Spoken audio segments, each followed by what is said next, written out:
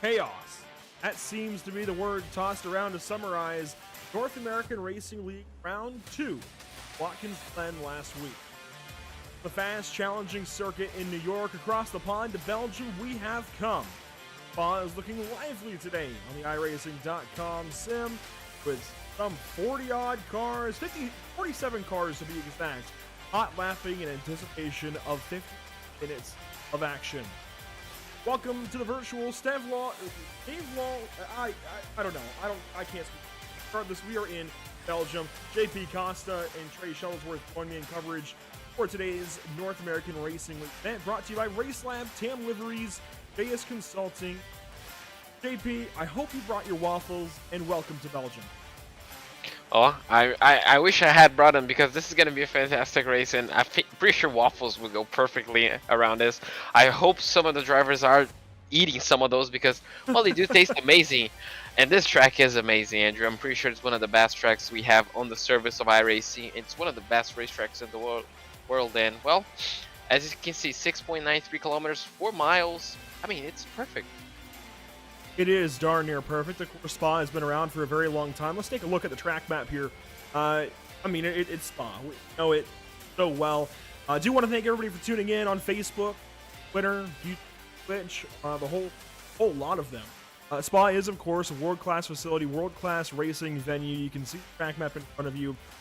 The big first challenge, I think, is the entire first lap. And I was thinking about something earlier, beginning of the SRA broadcast, also simulcast. Got two going on tonight. Tuning into the beginning of that race at Martinsville. Back just over a half mile. This is much longer, Jim. Much longer. 5-6 Martinsville. Every lap around a road course like Spa is a whole adventure itself, whereas lapping at a place like Martinsville goes on by lap after lap, and you blink and a lap has gone by, and lap feels bendable there, but that's so not the case here. Every lap feels like an adventure. It's really incredible. And here at Spa, this is one of those racetracks where we really go through the woods, over the hills, over whatever it is, to grandmother's house we go.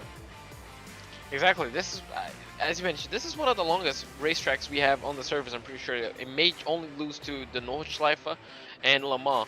And as you mentioned, it's just such a long track. Obviously, I'm not an oval guy, but I'm pretty sure Martinsville is one of the shortest one on the NASCAR side of things. Yes, and so, you know, obviously in Martinsville, make a small mistake, obviously you have the next lap, which is probably going to last 20-30 seconds. This one, as you can see, 2 minutes and 18 for a GT3 car, 1 minute 48 for an F1 car. So it's an extremely long racetrack. And to put it all down on a qualifying lap or keep it consistent throughout a 50-minute race, it's just so challenging. You have 19 corners, over 7 kilometers, and you get to do that all over and over and over again. And once you make a mistake in one corner, you have to wait another 2 minutes to try and repeat that corner to get it to perfection. So it really does test out your patience, and obviously if you put a lot of practice, it's really gonna pay off. Tell you what, this place was testing my patience, building cameras. It was really something. I took 3 or 4 cars around here before I found one that I was comfortable in to go around it and lap after lap and get some solid laps in to build some cameras. This place is challenging, of course. The source turn 1 is going to be source. It's a narrow little hairpin, going to sort out some kind of way. We'll likely see some contact in turn 1 like we saw last week at Watkins Glen. Then you go past the endurance pit lane up to Eau Rouge, and of course over the crest at Radion, down the Kemmel Straight, Lacombe for 5, 6, and 7, that whole little complex, a right, left, right, before you head down to the carousel that is Rivage. Turn 9, it's a sharp left-hander, no name. That fires you down to Pouan. Turn 10 and 11, 2 sweepers that really just feel like one. They kind of can middle. Then you head down to Lafayette, 12, 13, 14 is Campus, 15 is Stavelot. Down curb, get there printed on the track map. Come around turn 50, head down 60. I think Blanchemont is a very underrated corner here at Spa, JP. That might be where turn 1 woes. Usually old tires, lower pressures, that can be a bit tricky. Exactly. Even, you know, whenever we get tires up to temperature, the grid starts, you know, sorting itself out. It's a really interesting corner because normally when you exit 15, you can get a nice toe on that back straight. and you can really get some momentum. And sometimes you get into Blanchimont with such high speed, you know, getting on that slipstream, all that, you know, that sort of stuff, that extra speed makes you go wide, and even if you don't, sometimes you have to back up. So it could really pose some challenges in these GT3 cars, which I'm pretty sure it's flat no matter what. So if drivers are coming in with a ridiculous amount of entry speed, well, we might see some interesting actions, because even though there's a lot of runoff, the grass, it kind of just works like I don't know, like some steps. You know, the car can really jump, so it could really pose an interesting challenge later on in the race. And it should be flat once tires come under pressure and drivers settle. Those first couple of laps, these cars could be, depends on how much wing. I know that out Spa 20. Well, just general Blanc is a pretty much flat corner, fast sweep, all that time. A lot of speed, really hard to keep the car settled. On cold tires, we could see self spins turn into much bigger in. Let's stop. 19. That's a lap around Spa. Let's take a look at our point standings. Our driver standings coming into tonight. 2 rounds done, 6 rounds to go. Pedro de Oliveira is your points leader. Time Esports. Mikel Ritterbusch now moved second. Juan Rivas Brea taking over third. Evan San Diego top 5 right fourth. And how about that? Blake Scott, no longer an amateur driver, promoted to pro after last week. Kind of does nullify his win, but he gets to keep because he's still racing all the same drivers. So he his points on over spots right into the top 5. In fact, right in front of Jackson.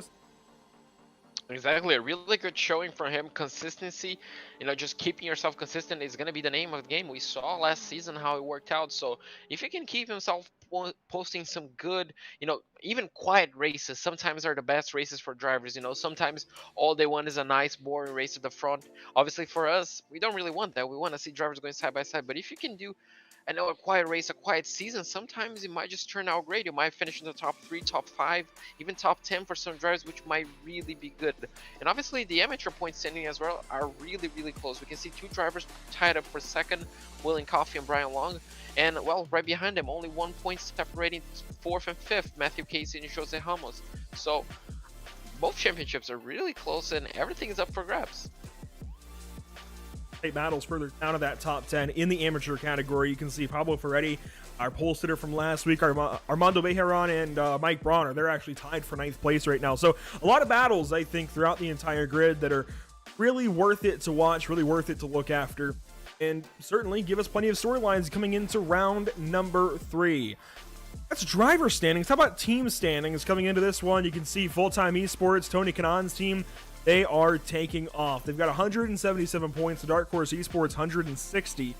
17-point lead. It's 38 back to SDS Racing. Think of Juan Rivas Brea there with SDS Racing. You've got NARL Team Empire. That would be Scott Kimbrough, Scott Reister in 4th. Chaos Latin Gaming in 5th. Duck Hawk Racing, though, falls out of the lead down to 6th. That's what a bad weekend can do to your team. Last week we saw how terrible the race was for them. You know, all drivers getting some sort of issues, and that just really, really hurts you, especially on a weekend, on a race that Full-Time Esports just grabbed 1-2. So the championship can really flick on one round. So today obviously is going to be essentially, you know, just trying to get it back, and something can happen to Full-Time Esports. We never know. We can even see a new team stepping up to the occasion to be the leader. So it's always important to have, you know, everybody trying to finish the race, but obviously sometimes things are just out of your control. Those are your top 10 teams in both categories. Full-Time Esports leading the way, Dark Horse Esports, you know, the whole sort. I do like Ram Racing Esports. I think holding consistent. Pacific Sim Motorsport pretty solid right there in 8th. That's really just Mikel Ritterbusch. So the effort really, really strong there for position number 8 in your team standings. It's going to be a fun one this afternoon at Spa. Qualifying already getting underway. Let's take a look through the qualifying. Well, I guess no qualifying order just yet. Cars just getting on the track here, JP. No times turned. It's going to take a while before we get our first lap. Yeah, definitely going to take a while to get everybody settled. Looks like Luke Gonzalez taking quite a bit of a rally course. Seems on the exit of the Camel Straight. Probably just getting some settings done and dusted. Some just settings overall on the car. Diego Ari on the Audi, something we talked in pre-race shows, not a favorite car. It might be really tricky to get. Not a lot of Audis, something we haven't seen throughout the season. A lot of Ferraris. And something else I want to touch upon the track, Andrew, the pit lane entry. We kind of forgot to talk about that. It can really be tricky. I remember a couple seasons ago, I'm not pretty sure which broadcast it was, we saw quite a few mess on the pit lane entry. And it can really, I guess, get some drivers out. We saw Kimi Räikkönen this year on an F1 car getting caught out by the entry, so it could really pose a challenge. Yeah, that was back with the XSLR Cross Series League Racing. That was rather interesting.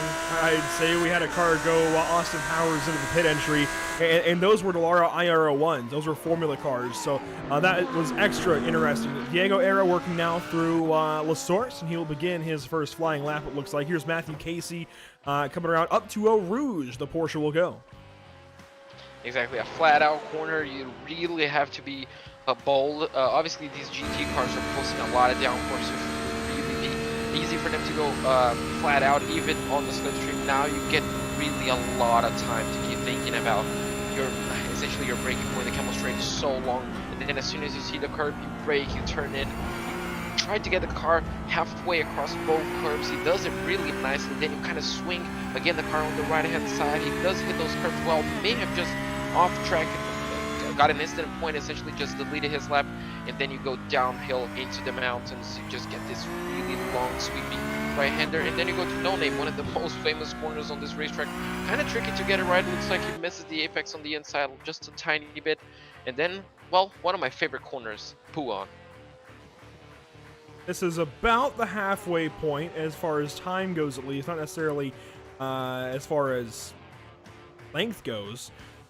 Casey works on through Puan down to Lafayette, and he'll kind of enter this complex. This is kind of the bottom end of the speedway. Well, I say speedway, the race course. Well, and this is where a lot of mistakes can be made pretty quickly, especially in terms of off tracks. A lot of curbing that just kind of draws you off of the course a little bit, and you can get some off tracks. And those do count up against drivers as well. So these guys have got to watch track limits this afternoon at Spa, especially. Brian DeVries working through. Hard to tell, actually, exactly where he is. He's also working through Lafayette and down to campus. Exactly. What a nice livery. It's a Polaroid livery. I love a black Ferrari. It looks so amazing. Well, an amazing job. Looks like he went quite a bit more into the racetrack than Case. It looks like he may not off-track it. Got an instant point. Diego as well coming into, looks like the final sector of the racetrack, coming into that long, a flat-out sector, essentially. That's Wanchaman. He's coming in. Looks like we do already have a lap time. Tony Kanaan. Well, Andrew, we didn't touch upon, but look at it. Going P1 provisionally because Scott Reister just beat him. Yeah, he gets beat out pretty quickly by Scott Reister and Pedro de Oliveira, but for a moment there, Tony Kanaan held pole in the North American Racing League. How about that? So, yes, the Sam Soyd Kanaan driver, full-time racing driver, Tony Kanaan, is in the field this evening, and now drops all the way down to 8th. That means Scott Kimbrough, Kevin Sandiego, Scott Reister, Fabio Zamperlini, and now he's on a 9th. Juan Rivas, Bryce Rodriguez, Matthew Dench, Pedro de Oliveira, they are all currently outpacing Tony Kanaan. Let's take a look at some of their cars this afternoon, this evening. Here's Pedro de Oliveira, got that one time in. He is, of course, now on pole. I think we're coming to expect that from the 250. Matthew Dench trying to work back from connectivity issues last week. He'll work into Lacombe, it looks like, and that was really killer to his race last week at Watkins Glen. Exactly, that was a terrible, terrible race for him. And again, connectivity issues just kind of hurting his season. And, well, hopefully he can bounce back because those obviously are out of his control. You know, it wasn't a mistake on his own. It's just so unfortunate. Bryce Rodriguez doing a really nice time as well, Andrew. Kind of third place. Kind of surprised by it, to be honest. Really posting a nice lap time, but quite a big gap to P1 and P2. Matthew Dench less than a tenth of a second to Pedro de Oliveira. Rodriguez 2.5 tenths back. And then in 4th place we do have Brea. This time on a BMW. Last week he was in a McLaren, wasn't he? Yeah, he's been in a McLaren the first 2 weeks of the season, going to a BMW this week. That's very interesting. I really would have thought if he was going to go to a BMW anywhere, it would have been last week at Watkins Glen and keep the McLaren here to go around the twisty bits. But a very interesting move here. I think maybe just didn't quite like the mid-engine bias, I suppose, the balance of the McLaren, so opting for a BMW. There are still a couple of McLarens in the field. We'll touch on those later. How about the one amateur driver poking into the top 10 right now? It is a full-time esports driver, Guilherme Caratoni, currently in the 149, looking really solid in that 149 car. Exactly, he must be feeling so well. He's in the top 10 as an amateur driver. Obviously, his teammates with Pedro de Oliveira, with Tony Kanaan as well, Jackson Resende. So he kind of does have, you know, I guess, nice mentors to help him out around the racetrack. Looks like he's finishing up his second lap. Now the question will be, does he improve upon it? Does he outpace Tony Kanaan on his second lap? Well, he's exiting the final corner. He's crossing the start-finish line. Does he improve any bit? No, looks like the lap was invalidated. So that's kind of, you know, that's 7 kilometers just out like that. 2 minutes and 30, and the top 10 is full of pro drivers as Jackson Resende jumps into second place. Mikel Rudebusch now up to 4th. How about that from the spooky Ferrari there for Pacific Sim Motorsport? A little wide out of turn 1. Want to make sure he doesn't get onto the off-track kind of detection area. He doesn't want to go off the course. And this is the subtleties, I think, of this car really stand out. The purple rims, I think, really get me. He'll work up a Rouge and over Radeon here in a moment. And the car looks nice and planted. Of course, the Ferrari, the car of choice, taking up the entire top 5 and much more of the top 10. But there is one Audi in this top 10, and it is, of course, Fabio Zamperlini. He's currently in the pit lane, it looks like, but a solid time nonetheless. 7th so far. Exactly, a really, really good time. I'm pretty sure it's the only Audi in the top 10. I'm pretty sure the top 10 is dominated by Ferraris. Might be the only Audi in the field. Yeah, maybe. It looks like the top 10 is only Ferrari, BMW, 2 BMWs, I'm pretty sure, and only 1 Audi. The rest is Ferrari. So, well, really good. Great props to him. We were talking how bad the Audi, well, not how bad, how not great the Audi is on this racetrack when you compare it to the Ferrari. And obviously, we can see that just by the reflection of how many Ferraris we have. So, posting a lap time 4/10 of a second behind, obviously might not be great for the reigning champion, but it's a really, really good solid lap time. Scott Kimbrough also provisionally in the top 10 right now. There's the number 211 Tam Liveries putting together that piece, and I have to say, we don't talk about it a whole lot, but this is one of the best liveries, I think, in the series. It doesn't need logos all over. It doesn't need word marks to look good. It's just a design, and I really do appreciate and really do respect it about this 211 car that shows up every single week, always looking the same. It is a really nice looking car. Yeah, exactly. I really, really do like it. It's kind of simplistic as well. You mentioned no really sponsors or anything.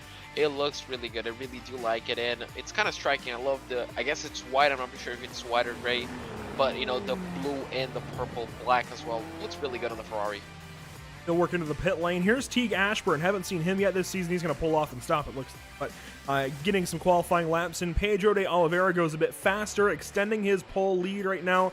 Looks like we'll come down to a conclusion here for qualifying at Spa. A few more cars getting a lap or two in, trying to get around the track. It doesn't look like too many more are going to complete a time. There's John Sedlak of JS Consulting. Here's Sean Patterson, one of our McLarens in the field. So qualifying going to wrap up here from Spa, and that means we have a field to meet, a field to work on through here, JP. The field of at least 47. Let's see if we can get a confirmed number on this before going in. Yes, 47 cars in the field this evening. Let's meet them all on your front row. It is, of course, now race winner from Watkins Glen, Pedro de Oliveira of Full Time Esports with his teammate over his shoulder. Starting third this evening, it's Matthew Dench of the 283. Scott Reisder will roll off from the 4th position. Starting 5th, it's going to be Mikel Rudebusch in the 222 for Pacific Sim Motorsport with Bryce Rodriguez in the 299. Starting from the 7th position, it's Guilherme Caratoni, our amateur pole sitter. Juan Rivas Brea starts 8th. Starting 9th at Spa, it's Fabio Zamperlini, our reigning champion, with Scott Kimbrough alongside. Starting off in 11th place, we do have Kevin Diego in the 288, and obviously Tony Kanaan in the 248 in 12th place. Not the grid position I'm pretty sure he wanted, but 13th place we do have Bruno Alcaraz in the 244, in the 249 of Carlos Barreto right alongside him in 14th place. In row number 8 we do have Ezequiel Mieres in the 223 and the 221 of Brian DeFries in 16th place. In 17th place we do have Ian Ward in the 108, in Diego Ere in the 177 for a full amateur essentially grid line. In row number 10, we're gonna have William Coffey in the 157 and the 277 of Take-Him. Starting 21st, it is the 280 of Teague Ashburn that we mentioned momentarily at the end of qualifying. Blake Scott, newly promoted to pro, he will start 22nd. Austin Powell rolls off 23rd. Tristan Terracciano starts 24th. John Sedlak will start from 25th, with Mike Braun 26th. Starting 27th at Spa, it's going to be Mark Scott with Sonny Brown over his shoulder. Starting 29th, and to round out the top 30, it's Matthew Casey and Brian Long. In 30th place, we do have Dominic Angelieko in the 128 and the 178 of Joshua Benjamin. In 33rd place, we do have Chris Winstone in the 137 and the 199 of Zachariah Rosar. In 35th place, we're going to have Clarence Rosa in the 101 and the 123 of Red James Rodriguez. In 37th place, we're going to have Daniel Hall in the 172 and William Valdez in the number 47. In 39th place, we're going to have Armando Bejarwan in the 105 and the 154 of Sean Patterson. Starting 41st, the final 7 cars begin here. Johnny Jones in the 142, then Lupe Gonzalez in the 153. Starting 43rd, it's Julian Bell, then Joshua Jensen in 44th. Starting 45th at Spa, it is Pierre Thompson. Starting 46th, Jose Antonio Ramos. And starting 47th, shotgun on the field, it's Brian Sauerman. JP, let's go racing in Belgium.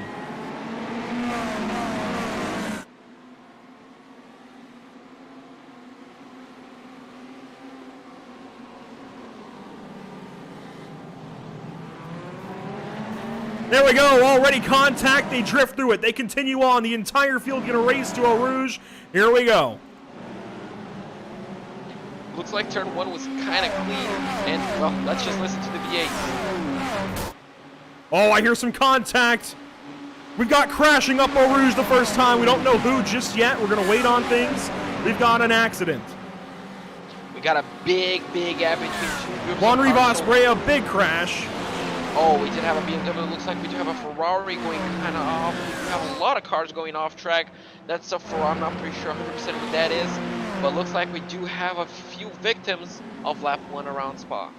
We'll get back to that. Here's the battle for third. Matthew Dench defending from Bryce Rodriguez. So Matthew Dench already got that spot over Bryce Rodriguez, it looks like. Working through Rivage that worked out a no-name. This is lap 1, and already a lot's changed. Exactly. It looks like some people got a better lap 1 than others. Looks like Matthew Dench might just have a few off tracks by his name already, but it looks like he's going to be keeping that 3rd place for now. The rest of it looks like everybody's lining up. As you can see, just a river of Ferraris, and then you see 1 BMW, 1 Audi, but looks like on the front, the top 2 is all the same. Looks like it's going to be Pedro de Oliveira and Jackson Resende. The 3 cars that we know, or at least should have been involved from timing right now, Juan Rivas Brea, Tony Kanaan, and Carlos Barreto. Another car with troubles, looks like it's Sonny Brown potentially, way back here in Puan. Oh, more crashing. That's the Wahuka machine, the 47 of Valdez. And the rest of these guys, they worked through. William Valdez still parked. Oh, that was a big Brian Long turned crash. around now. Oh, looks like, well, that's lap 1 around Spa. It's going to happen in the 24 hours. It's going to happen in the NARL. It's a tight track. Looks like we did have a lot of victims on lap 1. And that's what we get, right, Andrew? It's a 7-kilometer lap. We cannot expect all to be done around turn 1. Take a look back, see if we can't diagnose a little bit of what happened there going up Eau Rouge the first time. And again, it's looking like Tony Kanaan may have been involved in this. A lot of cars with some damage. Oh my goodness, that's Tony Kanaan flipping. Well, I was going to say that's a curse of the Brazilians, but unfortunately it wasn't at Interlagos. Last time we saw a car flipping was at Interlagos, was Fabio Zeppelini, wasn't it? Well, we had one almost flip last week, or he did flip. That was out of turn 11, and I don't recall who off the top of my head. This is going to be a massive accident to watch. Let's watch through here in just a moment. This is going to be the start of the race. Let's see if we can get an overhead of some of this happening. Of course, the blimps are not going to play nicely. This might work. So this is John Sedlak. We're going to want Juan Rivas Brea. That seems to be where things start. So Juan Rivas Brea, blue and orange. And, oh, that was Guillermo parking it into Losaurus. That's where the contact arises. Fabio stuck in the middle there, so checking up sometimes not always the best. Kanan gonna look 3. Does he go? He goes to the left side, and Juan kind of pinches him there. Maybe contact. Yeah, the 244 comes over. That's into Juan Rivas Brea. That turns Tony Kanan around, and oh, Guillaume just powered into that crash. Unfortunately, one small instant just trying to go 3 wide. Unfortunately, lap 1 that's not really going to work out too well. And unfortunately, I'm pretty sure that's 2 full-time esports cars out on the spot. Obviously, one of them is the amateur team, but still a very big crash. And luckily, it didn't take out too many drivers, did it? It only took like 3 drivers, which is really impressive. There was one more, I think, that was turned around later on in all of this. Oh, my goodness. That's the entire field trying to work through that mess. Yeah, one car goes around. There you go. Up Eau Rouge and onto Radion. So that's that for those guys. That all happens, and we've now come around. We're going to complete lap 2 momentarily. Pedro de Oliveira, still your race leader. What a hectic lap 1. What a hectic start to Spa. Exactly, just something we kind of used to expect. We're kind of used to expecting from this league. And now looks like the top 5, looks like top 6 might just have settled in one another, just waiting for strategy. Several cars stuck in the pit lane, likely done for today. Carlos Barreto, one of them. Tony Kanaan, another. Tristan Terracciano looks like he's done. Juan Rivas Brea back out there. William Valdez back out there. Ezequiel Mieres back out there. James Rodriguez still rolling. So some troubles in the back of the field. But for the most part, everybody continues on. There's some battles popping up throughout the field. Matthew Dench maybe with company from Mikael Rudebusch. He did have to let Bryce Rodriguez go on by, so that is worth noting. Further back, some more cars tangling potentially.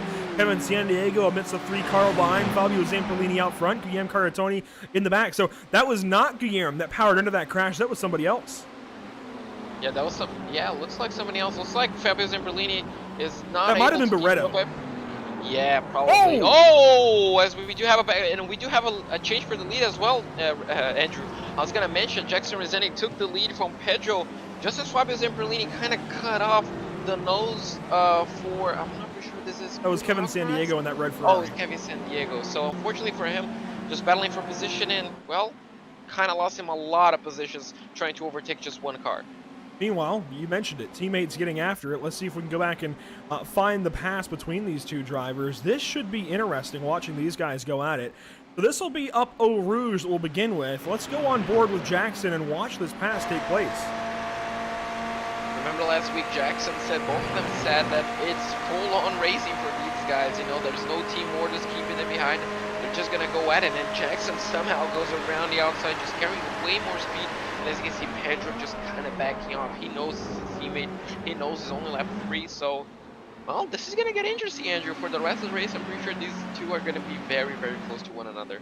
Well, that's the Kemmel straight for you. And I think it's to their benefit to leapfrog a little bit. Let one car go on by, conserve momentum, and the other car can get in behind and use that draft to continue on. I think that's the faster way to do things. That's what you see in a lot of NASCAR races at plate tracks, for example, at Daytona and Talladega. So I think leapfrogging like that is going to be in their best interest for Jackson Resende. And Matthew Dench has just gone around in the bus stop. The 283 just cannot have a normal week. Definitely not what he wants. Unfortunately for him, looks like it doesn't look like it's going to be his race as well. He's going to be putting on a show right now if he wants to get back to the top 5, maybe top 3. But unfortunately for him, I'm yet to figure out if it was a mistake on his own or did he get any help to get the car spun around. It backs him up into this battle just about. You see Blake Scott, the 267, made a lot of time up on the start. He started 22nd or so, way back there, and he's now into the top 10. In fact, he is in 10th. So, a really good start for Blake Scott and Ian Ward. Another pass for the lead, it looks like, at the end of the Kemmel Straight. Yep, there it is. But this time we get Bryce Rodriguez in the mix as well. So, these couple of full-time esports drivers, they're going to keep going at it, but doing so has brought the Ferrari of Bryce Rodriguez in. So, this is what is great about Spa. You have all the technical corners throughout most of the race course, and then you come out of La Source, and it's just full throttle until you get to Lacombe. I mean, seriously, these guys do not have to lift until they get into traffic, maybe through Eau Rouge and Radion. Otherwise, full song from La Source to Lacombe. Exactly, and it's just going to be the name of the race. I'm pretty sure these three are not going to get separated unless they make a mistake. And well, it's gonna be interesting to see because it looks like neither the top two are saving fuel, and Bryce looks like he's also racy. So if we see a 3-car battle for the lead until the pit stops or even until the end, I'm all up for it. These guys still battling further back. Austin Powell now is in the fight, one of the few Porsches in the field. Have not seen him much yet this season, but here he is, round number 3, getting into things. He's going to try and work around Take Him, that white car that we've seen so much of. White BMW this week. Last week it was white Ferrari. So Take Him in E12. I was going to say 11th, but behind Ian Ward, who is 11th. These guys just in a nice little battle, locked into things, and this is another great opportunity to pass. Going into bus stop potentially, if you can draft on up alongside of a car potentially in a Blanchimont, or time the pass out of Blanchimont. This is going to be an onboard look at things. Here we go. Turn 17, Blanchimont. The car is going to get set. It just gets so hairy, and that's how you time the pass right there potentially for Austin Powell up alongside. Take Him, at least tried, but no dice. Yeah, exactly. Couldn't really get the line around the outside. Didn't really make up his mind which way he was going to go until the last moment. But, well, he's still close enough. No. He might be looking to move into turn 1 as we do have a car spun around the another Porsche that we have. So, lack of... Actually, this one is spun on the final corner, looks like. And, well, I'm not pretty sure what happened. It looks like that's, well, still stuck in there. I'm not pretty sure if there's any damage to the front suspension. That's a big problem there for Mark Sky in the 166. Let's take a look back and see how this one happens. Actually, hang on. No, we're not going to. We're going to stay live because we've got crashing up ahead, and it involves Teague Ashburn, one of the Canon drivers. He's already towed into the pit lane. There's more carnage ahead, but let's get a replay on that instead. Also, a lot of things happening live. And, well, that's just Spa. That's 47 cars around this racetrack. And, well, it's going to happen. So, looks like we're getting... Well, it looks like he missed the first part of the final chicane. That was all as Mark Scott spun. And then this sets up this side-by-side. And here comes Jose Antonio Ramos. And this is where things happen. Well, he's on the racing line. So, maybe the crash must have happened on turn 1. Looks like he's going to be going side-by-side. The lead go 3 wide. Oh, he just cuts in line. Yeah, so... kind of just closing in the line. Oh, that's just a series of unfortunate events. Yeah, he really, honestly turned across the nose of Jose Antonio Ramos and then just kind of cleared himself into that other car. Another issue. They keep piling up. This is going to be Julian Bell. Let's see if we can get a look at this. Here's Sean Patterson behind him. So IVRA logoed Julian Bell. Going to work into Lacombe, and this is where I think problems will arise potentially.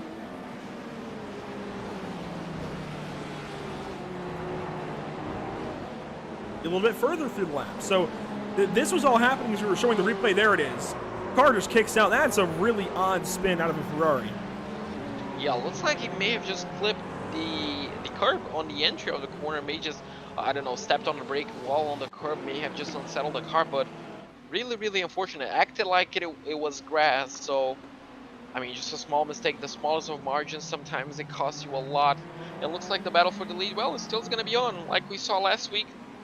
And it's going to be 2 teammates and Bryce Rodriguez, so we're going to have to wait and see if there's going to be another pass for the lead.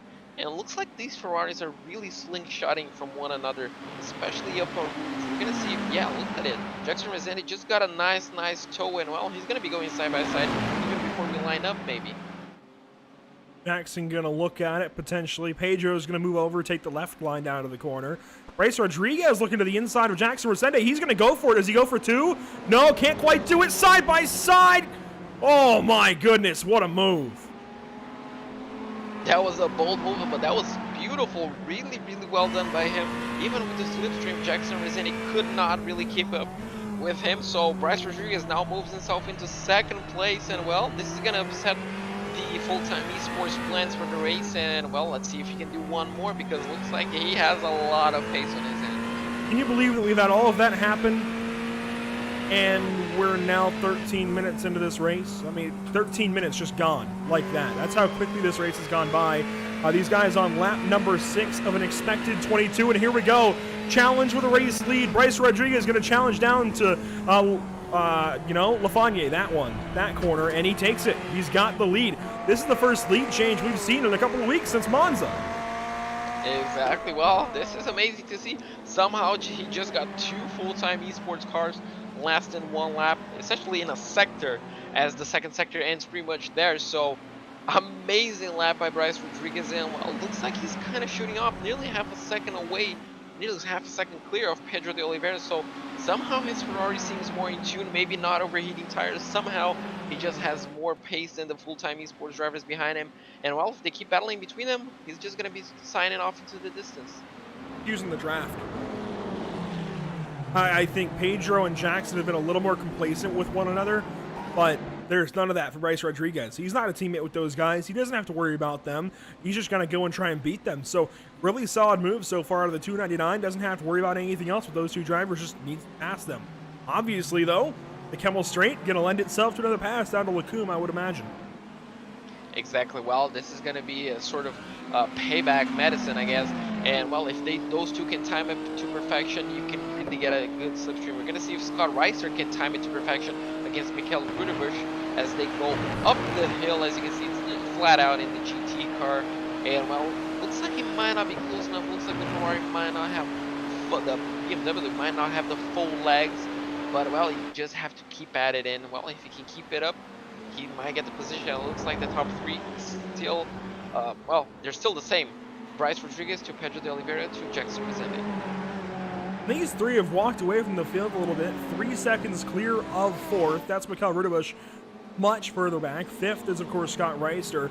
They've got plenty of time to work with here. They can battle a little bit, but I really think it's in their best interest to line up like this and continue like this, maybe leapfrog a little bit more. They're doing everything right, these top three, this whole podium right now. They've gapped the field. They're continuing to gap the field. They're just running a really solid race. Exactly. This might be the perfect scenario for all of them, but essentially, I'm pretty sure Pedro de Oliveira and Jackson Resende have this nailed down because right now, obviously, they're teammates in a 3-car battle. They have 2 cars against 1, so they can pressure Bryce Rodriguez to essentially push and waste fuel, but they can also just save behind him. And if Bryce decides to save fuel, well, he's going to be losing time, and they can both tackle. One place where strategy might not be fully important is this one. Take him trying to pass Ward right ahead of him. Well, it's essentially a 4-car battle, and these, all of them, I'm pretty sure, are going to qualifying pace, and all of them want the position from one another. And these deeper battles are moving around a lot more. They're a lot more fluid. One of them is involving Kevin Sandiego, who we saw spin a little bit ago after contact. And boy, look at these guys. So this is Kevin Sandiego following John Sedlak in front of Brian DeVries. And Sandiego and DeVries are actually teammates under the, I forget what team name, to be honest now. Dark Horse Esports, I believe, and I could be corrected on that one. But yeah, DeVries and Sandiego teammates. They're working on John Sedlak here of JS Consulting. The work down to turn 18 and 19. And no pass there, but they were very, very close. In fact, just swapped positions, I believe. Mike Braun is now working on Matthew Casey. This is for 19th and 20th. I mean, there are battles popping up everywhere. So long as these drivers all keep things clean, we could have a really good race still. Exactly. This looks like the opposite of what things went last week. It looks like the first part of this race is being all hectic, and it looks like right now things might be calming down. But well, I'm ready to have a full-on hectic race. I'm not pretty sure about you, Andrew, since you're also the one producing, but well, I'm always ready. We'll always make do here. This is a battle further back. Joshua Jensen working on Dominique Angelicio, and the work up Eau Rouge over Radion. Meanwhile, position change just in front of these guys as John Sedlak is getting passed. Kevin Sandiego, oh, that's not kosher. You do not move into a braking zone like that. That is how you get crashed. That was a really bold move that could have ended it really badly, really quickly. That was, I mean, it's impressive to say. Just shows how aggressive he is and how ready he is to take risks to get a position. But it also could have been a good tick into the Armco barrier right on his right-hand side. So, yeah, a really bold move, but well, looks amazing. Bold is one way to put it. I mean, that's borderline dirty, just lurching over in front of a driver like that into a braking zone.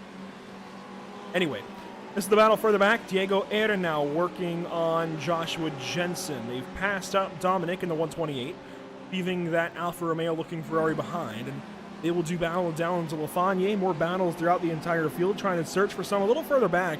An update on some of the drivers further back. Tony Kanaan is still on the pit lane. I don't think he had his fast repair checked. Maybe just sitting there and enjoying the sights at this point. Of course, lap 1, turn 1. well, not turn one, I guess, straightaway one. Does that work? Getting taken out, that will certainly have you down as a driver. Here is Tristan Terracciano of, I want to say Quality Control Racing in the 264. One of the beautiful McLarens that we were introduced to in Cash Days at Long Beach back in September. Working in the 43rd position so far. In fact, let's bring up this graphic. He's in 43rd after starting 24th. A little bit of dirt there, but that's okay. Juan Rivas Brea is on the speedway once again. 41st for starting 8th. That's really painful, especially for Juan Rivas Brea. He was piloting pretty much, piloting SDS Racing to a really solid slot in the team standings. I think 3rd or 4th. Really solid stuff from SDS, and especially Juan Rivas most of the season so far. Really unfortunate the downturn today after that lap 1 incident with Tony Kanaan. There's Zachariah Rosar in the 40th position. William Valdez is in 39th. Cars that are out so far, it looks like: Lupe Gonzalez, T. Gashburn, Mark Scott, and Carlos Barreto. Well, looks like we do have a few victims. Obviously, these guys are electing to go on. This is really nice to see.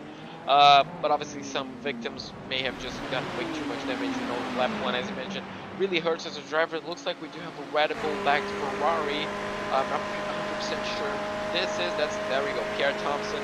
He's trying to chase up, and well, that's the problem, isn't it, Andrew? When a Ferrari's chasing a Ferrari, unless you go really deep under braking like that, you can't get the position. So Pierre Thompson really pulling out a Daniel Ricciardo here and really going deep under braking. Really good move from him, and well, I'm ready to see more of those from that Red Bull back Ferrari. That was a move to pass Johnny Jones, and I think Johnny saw it coming. I think he saw that Pierre was pretty quick and just let him have it. Brian Long is now spun around. Brian Long troubles again for that BMW. We saw him spin around on lap 1, now turned around again. This is Anna Lacombe. He'll work down to Ravage, and he's going to have Chris Winstone coming up behind him. Winstone will be able to get in right behind with no issue. Winstone with a little bit of right rear damage. You can see it on that wing, especially the wing is just, I don't know how to describe it, but it is damaged nonetheless. Yeah, exactly. It is a bit down, as you can see. Looks like if he can get another part damage, it looks like a Nevo BMW somehow. But, well, that BMW is definitely not going to be performing 100% at this point in time, but he'll definitely get that fixed as soon as the pit cycle essentially begins. Joshua Benjamin in the 178, he's currently racing, he's currently at 23 in the 21st position. Well, that Lamborghini as well, doing really good for a Lamborghini. Not a lot of them we're seeing on the grid, right, Andrew? I guess the best place Lamborghini is going to be Blake Scott in 10th place. Not many Lambos, I think only 2 in the field, and this is one of them. Joshua Benjamin, Blake Scott the other. Oh my gosh, what a sound these cars make, though. Love that sound. This is Joshua Benjamin working on 20th position. Matthew Casey is the Porsche ahead. Mike Braun is the Ferrari immediately ahead. So this is 19th, 20th, 21st all battling. Just listen to this up Eau Rouge.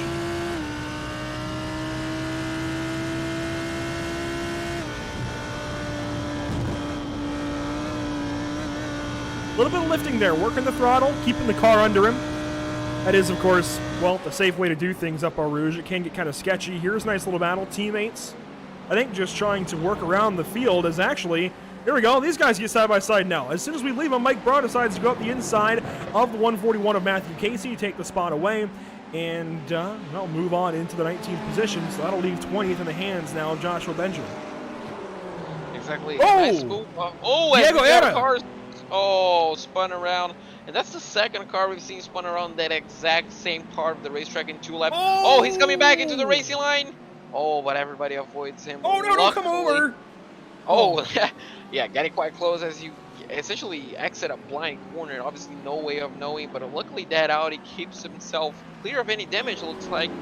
And I'm not really sure what's happening to these cars on that corner exactly, because that's the second time we've seen that. I will say, the Audi R8 was our car spotlight today on Facebook, Twitter, and Instagram, but I used it to, of course, get pictures, lap it around here, make some cameras.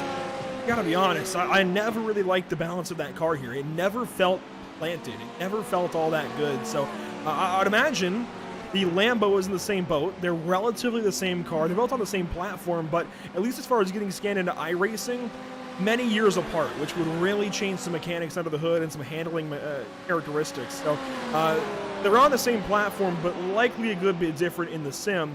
and the Audi just never felt good. It really was kind of sloppy, moving around, getting loose out of corners. So I think that's the trouble there. Kevin Sandiego in the pit lane. He's going to bring, it looks like, Tay Kim along with. This is actually bang on for pit stops to begin. Well, that's going to be interesting to see. Well, both BMWs looks like opening up, as we do have a Lamborghini as well opening up. Joshua Benjamin getting to the pit lane, so things might get busy on the pit lane as we see 3 cars on this lap. Obviously, all eyes might be on the top 10, those battles that are really, really close. So it's going to be interesting to see when everybody's going to dart into the pit lane, who is saving fuel. And Andrew, around this racetrack, it might be really difficult to save an extra lap worth of fuel. It's going to be difficult to save. I think you just got to go ahead and overfill, if anything. This is side by side. The Lamborghini and the Porsche almost off track there out of Lacombe. They'll work down to Rivage. Blake Scott up the inside. Austin Powell hanging tough around the outside. An amateur and a pro battling. They'll go down to No Name. Powell now at the advantage for No Name on the inside of the left-hander, but he pops the curbing. That gives the advantage now to Blake Scott. He gets him cleared, and Ian Ward will file in behind. What a battle. That was an amazing battle. Unfortunately for Powell, just lacked a bit of confidence going around the inside of No Name. Blake Scott took full-on advantage of that and just went cleanly around the outside to retain his position. The top 3 looks like it remains absolutely unchanged. Bryce Rodriguez from Pedro de Oliveira to Jackson Resende, and those 3 have checked down nearly 4 seconds clear from recovery position for 4th place. And that's going to be a good question. Do they pit? Do any of them pit? Maybe. I'm not sure we're going to see all 3 of them going in at the same time, but in around 10 seconds, we're going to find out. Does Bryce Rodriguez potentially pit? No, none of the top 3 pit. Does anybody else further back pit? Mikel Rudowich potentially? No. Fabio Zamperlini stays out, it looks like. No! Zamperlini is just spun, and he will go ahead and pit now as a result of it. That brings Scott Kimbrough along with, oh my goodness, Duck Hawk Racing. It just continues to pile up, be it Matthew Dench, Fabio Zamperlini, Spencer Hewins, who now has had a mechanical failure as far as his wheel at home. That no longer works and almost burnt down, so glad that there was no further issue, especially in terms of fire, but man, we hate to see him no longer in the series. Well, I say no longer in the series, I don't want to gloss over this. As I mentioned here, his wheel about burnt down, and that is about it as far as him competing this season. He'll try and get a wheel as soon as he can, but it's not looking great. We'll bring up the pit timer here for Fabio Zamperlini. He's in front of several drivers. Scott Kimbrough, one of them. Ian Ward, another, it looks like. There's Ian Ward. You saw Fabio will leave just ahead of Kimbrough. So there's Ian Ward. Here comes Blake Scott around, it looks like. That's not Blake Scott, but that was Blake Scott in the pit lane. There he is. So similar time for Blake Scott and Fabio Zamperlini, around 18.5 seconds. So that's going to be the time to look out. Obviously, as you mentioned, Andrew, both in essentially the same car underneath the Lamborghini and the Audi R8. So it's going to be interesting to see if the times do varies between the McLaren, the Ferrari, and the BMW as well. So obviously, we're going to keep our eyes on our leaders. Probably not going to. Fabio Zamperlini is not going to undercut any of them after his spin on the final corner, but Blake Scott came into a lot of action. It looks like he's going to be under pressure from a BMW. Oh my God! Let's take him. Oh, that's take him. So yeah, take him goes round the down the inside, but Blake Scott, well, he has defended that position once before, and he's defending it again. Obviously losing a bit of time, but well, he's not ready to give up any spots at this moment. And Tay was looking up the inside there, and Blake Scott moved over a little bit, said nope.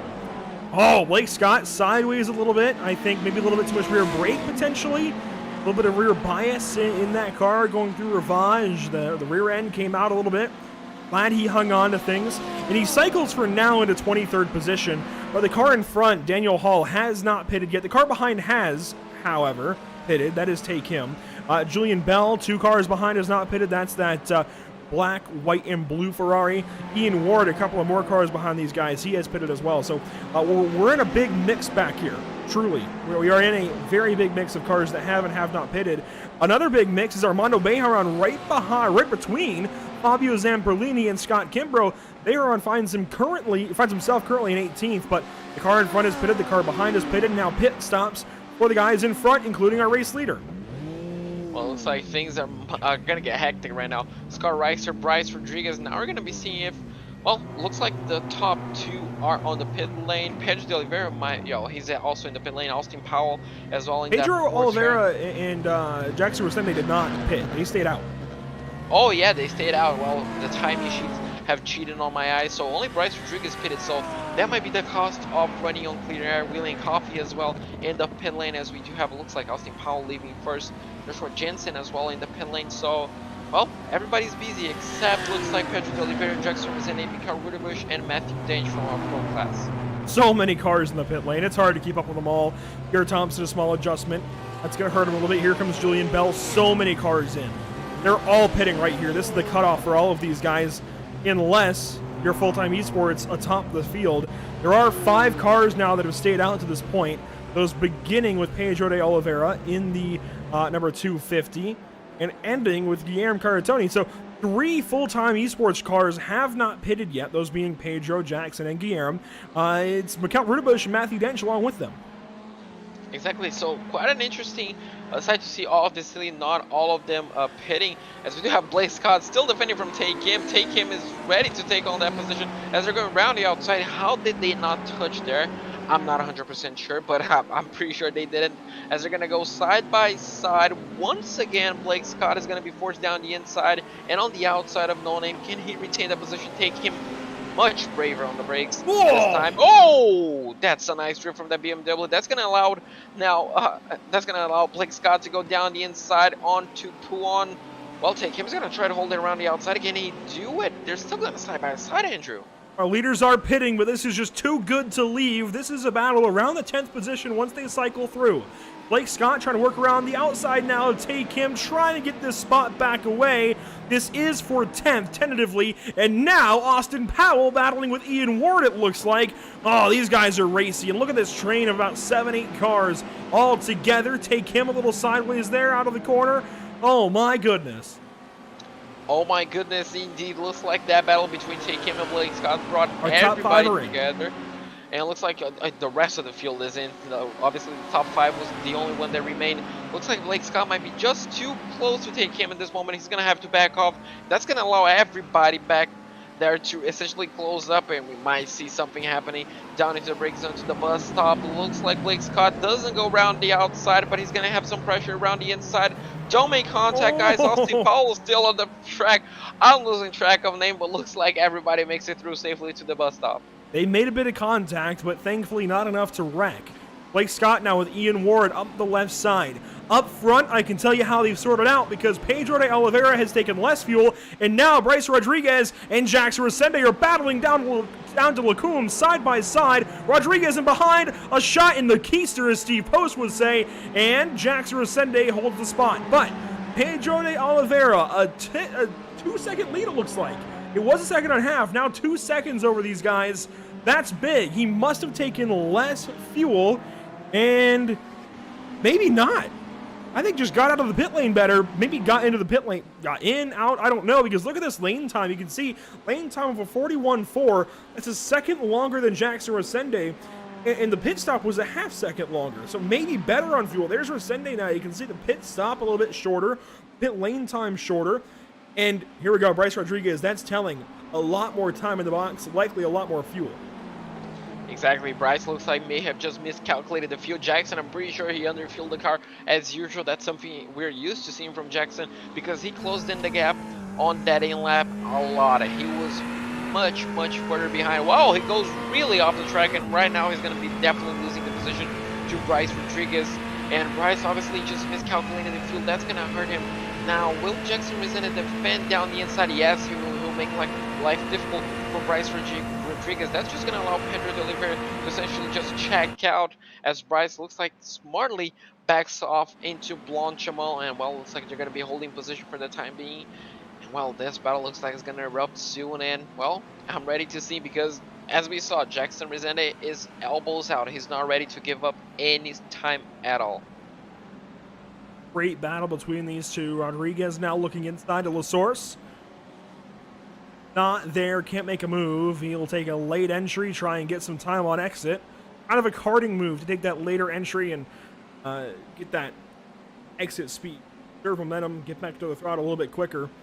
Not going to work out, though. He's going to sit behind Jackson Ascendi, at least for now, although he is gaining time into a Rouge over Radion. He's going to have a chance into Lacoon. Exactly. I'm not pretty sure if you caught it, but Bryce Rodriguez was flashing his headlights, trying to get into the head of Jackson Resende. As you can see, they're essentially door banging in the middle of the Camel straight, and well, Bryce Rodriguez is going to be clearing out Jackson Resende by quite a big margin somehow. So a lot more speed into Bryce Rodriguez Ferrari than Jackson Resende's, but well, looks like Bryce is back on a second place with a big gap to catch up to the leader. I have to be honest. I'll call it as I see it here. Jackson Resende looks frustrated. He looks hot under the helmet. He was really pinching Bryce Rodriguez as far as he could over, really trying to force a mistake out of the Evolution Racing driver, and instead ends up giving up the spot, and I think intentionally gives up extra time to just get out of it, cool down, but he is hot right now. He is frustrated. He wants to get back by that 299. He doesn't really know how just yet. Exactly. Well, if he can figure it out, obviously he will not only be helping out his championship hope, obviously getting a better place, but also helping out his teammate, which obviously is something important. We saw last week that the constructor championships are important to the full-time esport driver. So if he can get ahead and maybe just hold off Bryce Rodriguez, well, that's going to really help out his teammate. But also Guilherme Caratoni, our amateur driver, putting pressure on our reigning champion. So really interesting scenes we have here, Andrew. And yet again, we do have an amateur driver that is excelling at his position, and this time is a full-time esport driver. Gotta wonder, does Guilherme potentially get promoted after this one? I mean, he's outperforming a lot of really good pro drivers, those being Scott Kimbrough, Tay Kim, Blake Scott, Brian DeVries, Kevin Sandiego, John Sedlak, and so many more. Pierre Thompson added to that list, Julian Bell. I mean, Guilherme is really outperforming a lot of great drivers right now. Gotta wonder if he gets promoted and how that might shake up the team standings, because he's down there for full-time esports AM. That would really change things up if he goes out there and gets promoted. I don't know how that would work out. Obviously, series admins, they would figure it out for us. But yeah, that would be an interesting development, wouldn't it? Exactly. As I like to say, it will be a spender in the mix, I'm pretty sure, for the league admins. But yeah, we're gonna have a lot more battles. It's something that they'll have to discuss. It looks like Blake Scott and Take Him are this battle. Oh, it's very much alive. Looks like Austin Powell might just benefit from both of them if they do come together, which looks like it might happen soon. Looks like it's getting a bit hairier, this battle between both of them. Lamborghini, BMW, and Porsche. Well, that's nice to see, isn't it? Three car manufacturers battling for one position. Yeah, a bit more diverse than the rest of the field, isn't it? Especially the top 10. But that was interesting. That was a shot to the shorts, and that was a bump and run, as you might call it in NASCAR, especially at Martinsville. Blake Scott, a little bit of contact to take him. I don't think it was intentional, but Austin Powell had a chance, had another chance. Can't get by Take Him just yet. I think Austin realizes these are two pro drivers, doesn't want to get involved too much, and we've not seen much of Austin Powell yet this season. I think he's just trying to be safe. I really think he's just trying to be nice and considerate to these drivers, get what he can, but not mess up anybody's race, and I like that. Exactly. That's a perfect way to essentially just find yourself into the championship. And well, if he can keep this up, it will be great for him. But right now he's showing his pace. He can keep up with Blake Scott, and he can keep up with Take Him. Looks like he might just have an edge on pace on around a corner or two. Obviously, the Porsche is a very different car to the BMW. So, but oh, he's doing a fantastic job, and if he can keep this up for the rest of the championship, I'm pretty sure he's gonna have a fantastic finishing position on the standings. As these guys continue to battle, I want to tell you about some of our partners here with PitStopTV and, of course, the North American Racing League, that is brought to you by RaceLab, which helps you to improve your driving skills. With modern overlays, race statistics, and native VR integration, you can get the best out of iRacing. Start using it now for free at racelab.app. Cam Liveries offers custom packages for some of the best livery designs in iRacing and, of course, in the North American Racing League. Scott Kimbrough sports a fantastic one. He is currently in 9th, so not only will you look good, you will look good going fast on the racetrack thanks to Tam Liveries. JS Consulting provides custom website and app development, including iRacing League website design and hosting. Find JS Consulting at johnsedlak.com, and he's actually at the tail end of this group as well, JP. John Sedlak having a pretty good run here today. Nothing maybe to write home about, but a good run for points. And field of 47, that's really all you need. Exactly, that might be a turnaround because we saw him having bad luck not only last season but this season as well. So if he can get a good, solid finishing position, it will be great for him, and I'm pretty sure he'll take it home. As looks like that was three-car battle, it's evolving to essentially a road train with John Sadler trying to get it close. If those ahead of him keep battling, going side by side through essentially half the racetrack, he'll be there in no time. He just needs those guys to keep battling. He's currently in 16th. Meanwhile, Austin Powell, Brian DeVries, they have it coming together. They are side by side. DeVries and San Diego now go on through. Austin Powell gives up 2 spots right there. A couple of pro drivers go on by. So again, I think that Porsche wants to go out and get all the spots he can, but will sit back and be complacent when he needs to. Next up behind him would be a driver in the same category, though, William Coffey, who, again, hey, there it is. Look at that. Definitely playing to the broadcasters here a little bit, playing to his audience. Here we go. Let's take that down. Look at all the PitStopTV logos all over the place. One on the roof now, one on the left front fender. He's even got Rabbit Chase Racing right there for us. That's some stuff you see in NASCAR. Exactly. It looks really good. Hopefully that doesn't end up in a wall anytime soon. Like, but if the top of the car ends up in a wall, JP, I think we've got bigger concerns. Yeah, exactly. Hopefully that doesn't happen. It happened to Tony Kanaan, so we never know what's going to happen.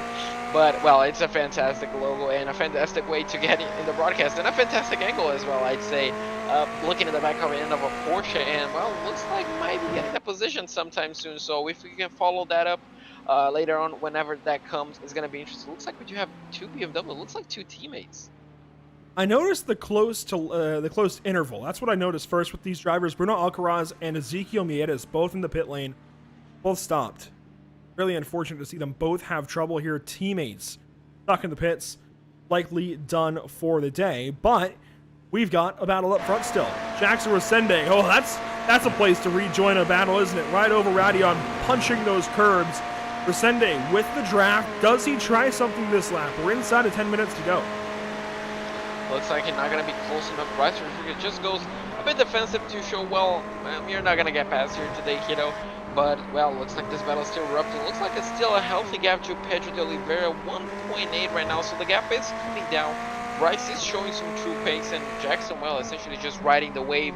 We know that he underfueled the car, so letting Bryce go by and just saving a bit of fuel and waiting for those final 5 minutes might be a valid strategy for him. And, well, it looks like he might be aggressive. It looks like Bryce Rodriguez got all out of shape into no name, man. Well, Jackson Resende, will he go down the inside into put on?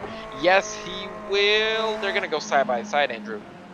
Side by side through Pouan. 2 Ferrari 488s.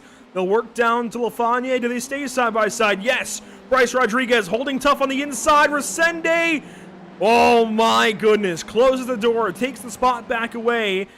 This is lap 18 of an expected 22. We should get 4 laps to go this time by. This is the battle for second place. You have to wonder potentially, at least the way it's worked out, it seems like Resende has fallen back here and battled with Bryce Rodriguez just enough to keep Rodriguez from having any chance of catching Pedro de Oliveira. Maybe intentional, maybe not, but that's the way it worked out.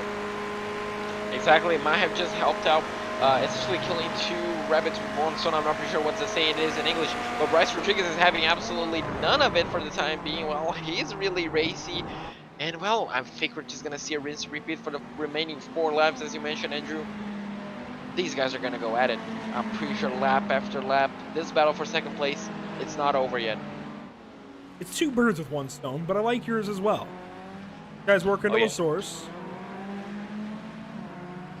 There's more battles across the entire field. Take him, Brian DeVries. This is down to the bus stop. This is going to get sketchy. DeVries now up the left side, trying to go for the outside for the first apex, inside for the second apex. That's why you take that move, but can he make it work? Yes! Brian DeVries, power move to at least get ahead for the moment of Take Him, but now he's on the outside for Lasource. Oh, Kevin San Diego maybe thought about 3 wide. Yeah, he definitely thought about it, but no, decided to go. Oh, show contact. Is that Kevin San Diego? Yeah, we were just talking about him now around as a pass is happening up here. Oh my goodness, this is all just such great racing. There's too much to cover. Way too much to cover. Looks like Jackson Resende just held off Bryce Rodriguez. as they exited the camel straight, looks like they went side by side through that chicane. They did not care. And well, this battle is just gonna get racier, and this is essentially locking Pedro de Oliveira into the winning seat. But those two, they're going really, really wide into the exit of No Name. They gotta watch out for track limits and obviously that instant point. But well, what did I tell you? That battle for second place is not over yet. They still have 7 minutes to go, and that's gonna be 7 minutes of racing. They've got to be careful. It's donna. Here comes Mikel Rudebush, and of course he's got the teeth to match. Let's take a look at this car one more time. This is a fantastic livery with Halloween, of course, this weekend. Yeah, the teeth match here for what he's doing, chasing these couple of drivers down, trying to make all the time up that he can here. I think he's going to get there sooner or later. All he needs is for these two to keep battling, and it looks like they're going to do exactly that. Yeah, I'm pretty sure those are fangs on top. I'm not pretty sure what the name is in English. But if they do have the virtual rear view mirrors, as soon as Mikel Rudebush gets close, all they're going to see is fangs. But, well, if they keep going side by side, will Bryce Rodriguez look down the inside? No, he's not being as aggressive as I thought. He's only being really aggressive in the exit of the Camel Straight, so might be saving the best for last. Looks like that's a Michael Schumacher tribute helmet. If it is, well, it really does match up with the car, and well, we might be seeing some aggressiveness from him. Pretty solid car, nails the source right down on that pit wall. Now work up to a Rouge. Spa has a funny way of mixing in this drama, no matter what race, no matter what cars. Here we go. Jackson Resende gonna have to defend. Rodriguez got the run out of Radion, now left side. He's gonna challenge down to Lacombe. Can Jackson Resende hang on? No, he falls in behind. Resende, I think that was a planned move to give that spot back up potentially. That's going to put him in the catbird seat, as we say in NASCAR racing, JP. He's got an opportunity now, so long as he hangs with Bryce Rodriguez, to draft back on by and get second place back. The ball is in his court.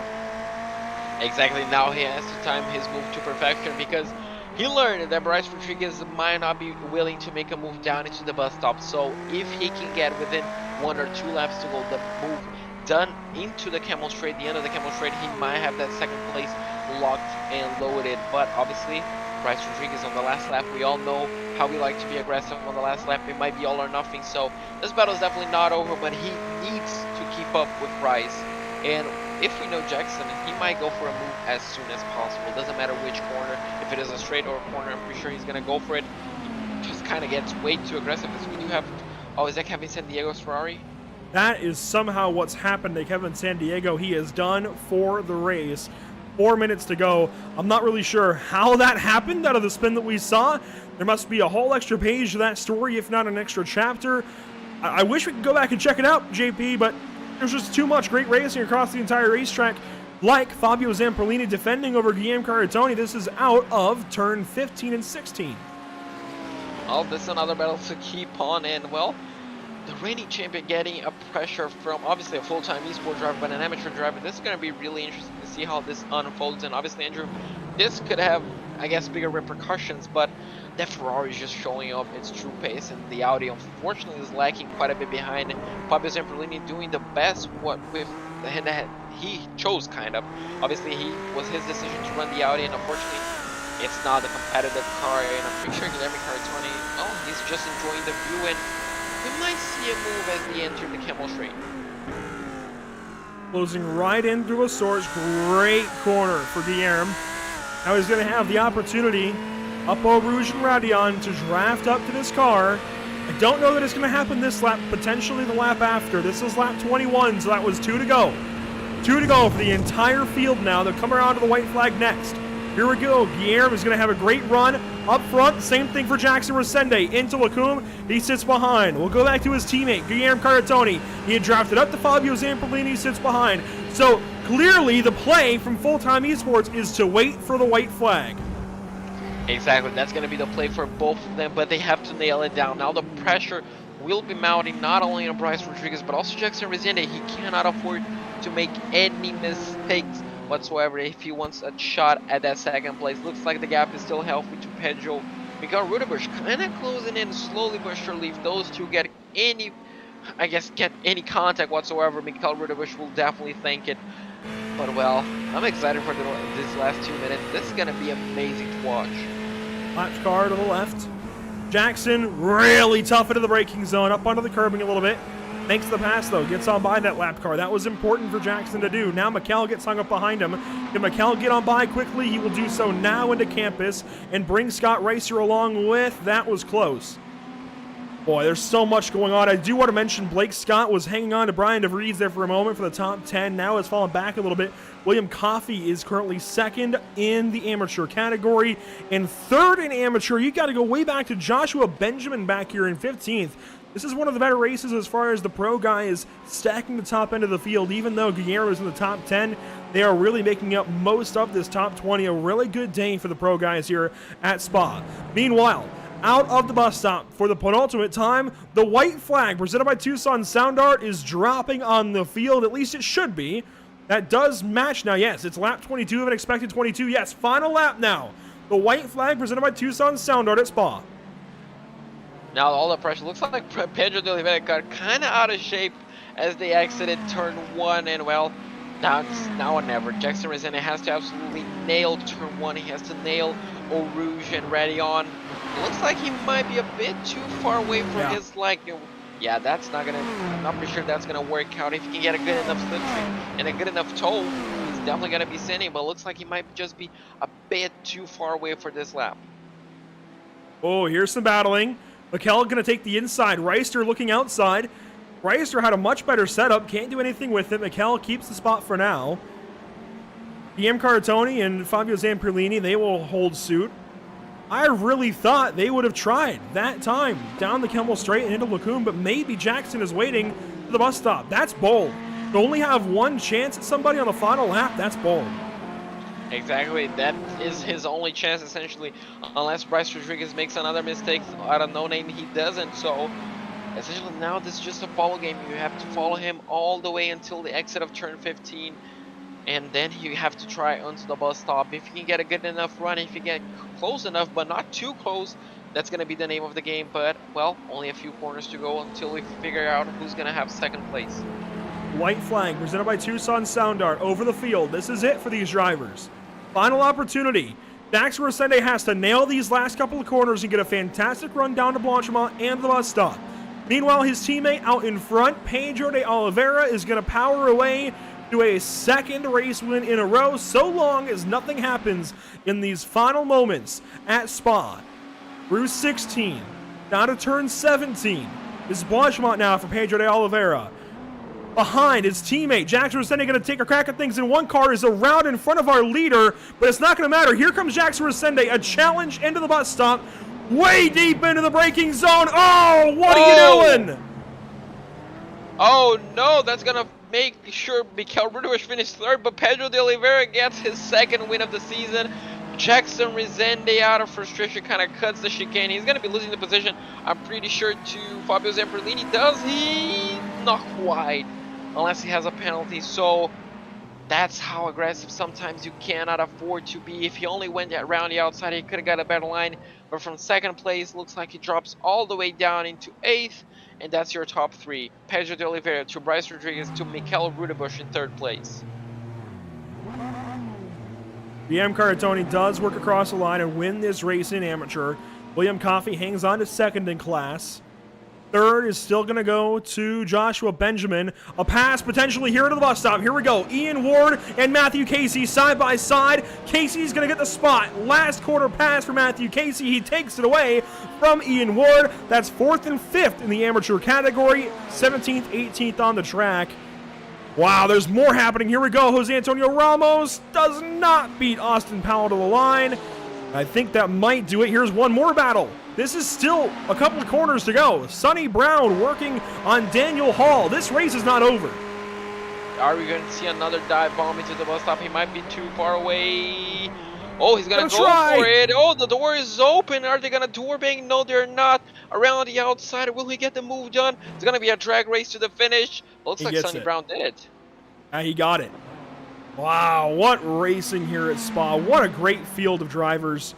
Some penalties, it looks like, potentially sorting some drivers out, but just what a field of drivers here at Spa today. And there is your overall and pro race winner. for the second week in a row. Pedro de Oliveira gonna burn it down here at Spa. Well deserved, absolutely controlled the race.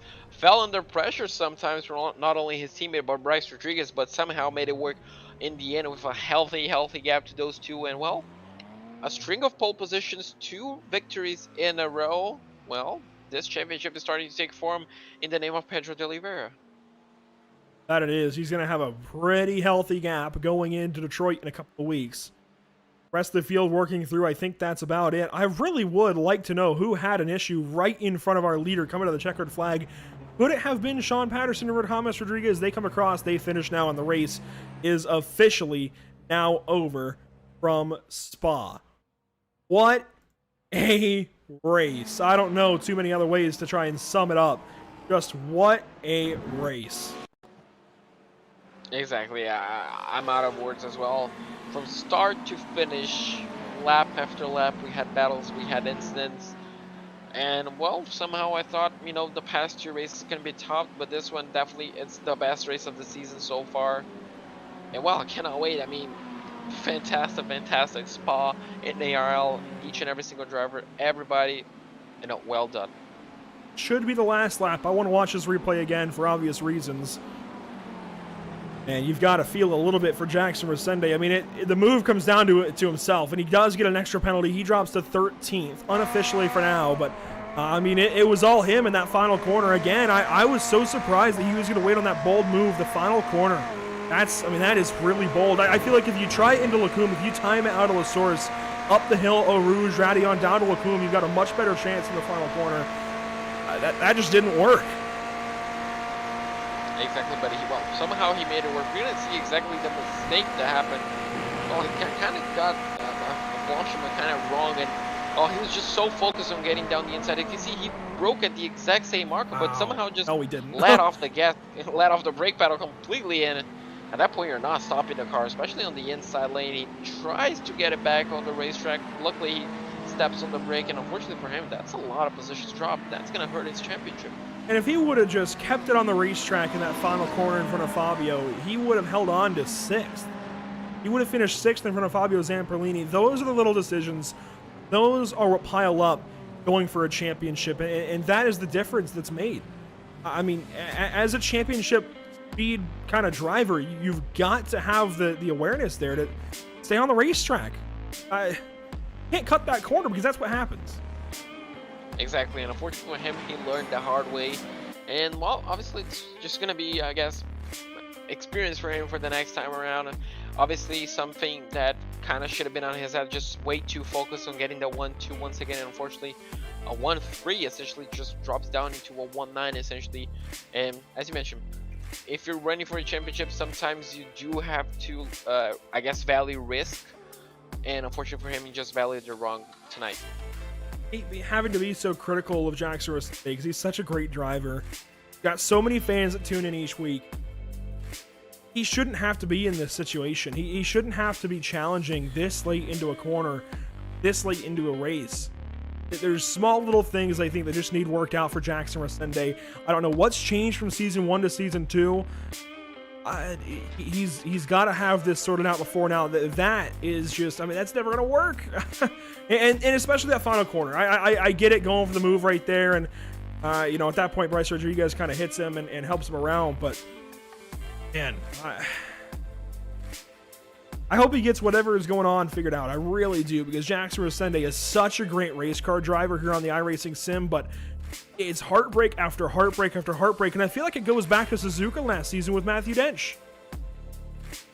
Exactly, could be somehow frustration building in, and unfortunately for him, as you mentioned, a great race car driver, but small mistakes sometimes gets to him, and that's pile sometimes up. Yeah, exactly. Like this right here. And yeah, just look at it. It's just a small just mistake. Stay on the racetrack. And that, I don't know, that's just the heat of the moment, and unfortunately that's sometimes things that cannot happen within a championship. And unfortunately it was the last lap and he did not yield. I'm pretty sure that was a slowdown penalty, wasn't an injury. And yeah, unfortunately that did not slow down and eventually cost him even more. So yeah, small mistake piling up and ends up in an even bigger loss. Let's not let this overshadow Bryce Rodriguez's drive up to second place. What a race from Bryce Rodriguez. We've seen flashes in the pan, flashes of brilliance from him lately, I think going back to the last season at Red Bull Ring. But this has been incredible these last couple of weeks from Bryce Rodriguez, and especially today. A really, really good day of racing from the Evolution Racing 299. A really solid second place. He deserves a silver medal today at Spa. Exactly, that was a fantastic race for him. He led a lot of laps. Unfortunately, we're pretty sure it was a pit stop mistake, just overfueling the car. Ended up costing his chance of victory, but other than that, it was mistake-free the whole race. He got two positions in one lap, eventually leading. And unfortunately for him, as I mentioned, a small mistake ended up costing that position to win. But he had amazing pace and amazing racecraft here today. Well, that's it. 50 minutes of racing done and dusted. That means we get to talk to drivers next. I can't wait to hear from the top few out of this one, especially our pro top two, and especially that incident there at the end of Bryce Rodriguez. Cannot wait to hear from Bryce, hopefully. Wow, what a day at Spa. Thank you so much for tuning in, but there is still so much more to talk about, so much more to cover here. Driver interviews on the way at Spa.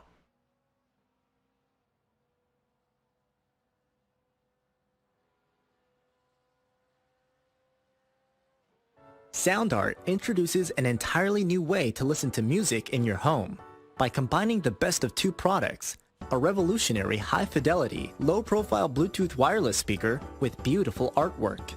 Select from a library of artwork or upload your own photos to personalize your experience. SoundArt ushers in an era of invisible, beautiful, and amazing sound throughout your home and redefines your entire entertainment system. The need to reclaim your floor space and rid your home of unsightly speaker boxes that need to be bolted to the wall is now a thing of the past. Our canvas is printed on high-quality permalite by Breathing Color. And select from our gallery or upload your own. Standard sizes include 16 by 20 and 18 by 24 canvas wrapped. Custom sizing is available, as well as surround sound options.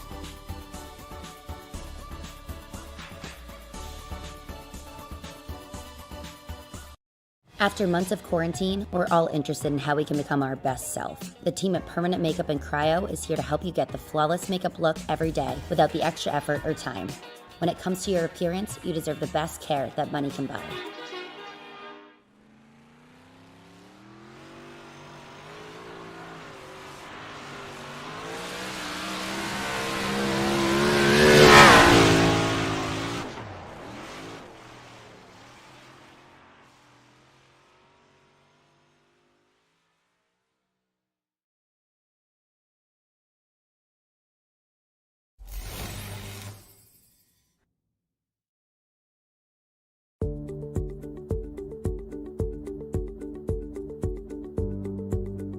SoundArt is a product that is a speaker and it's art. We combine it together and we call it SoundArt.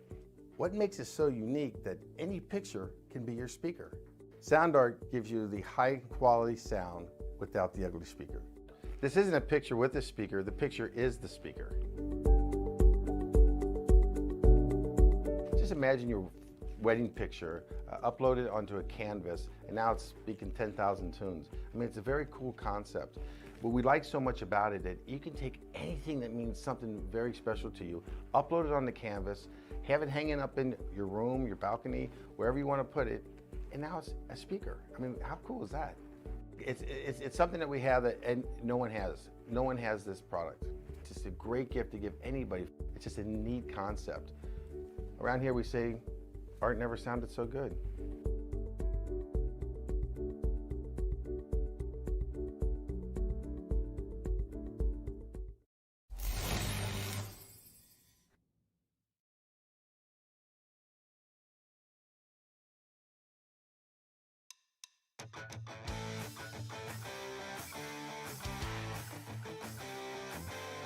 Welcome back to the virtual circuit, the Spa-Francorcham. What a great day of racing. 4.3 miles, just about 7 kilometers of racetrack here in Belgium.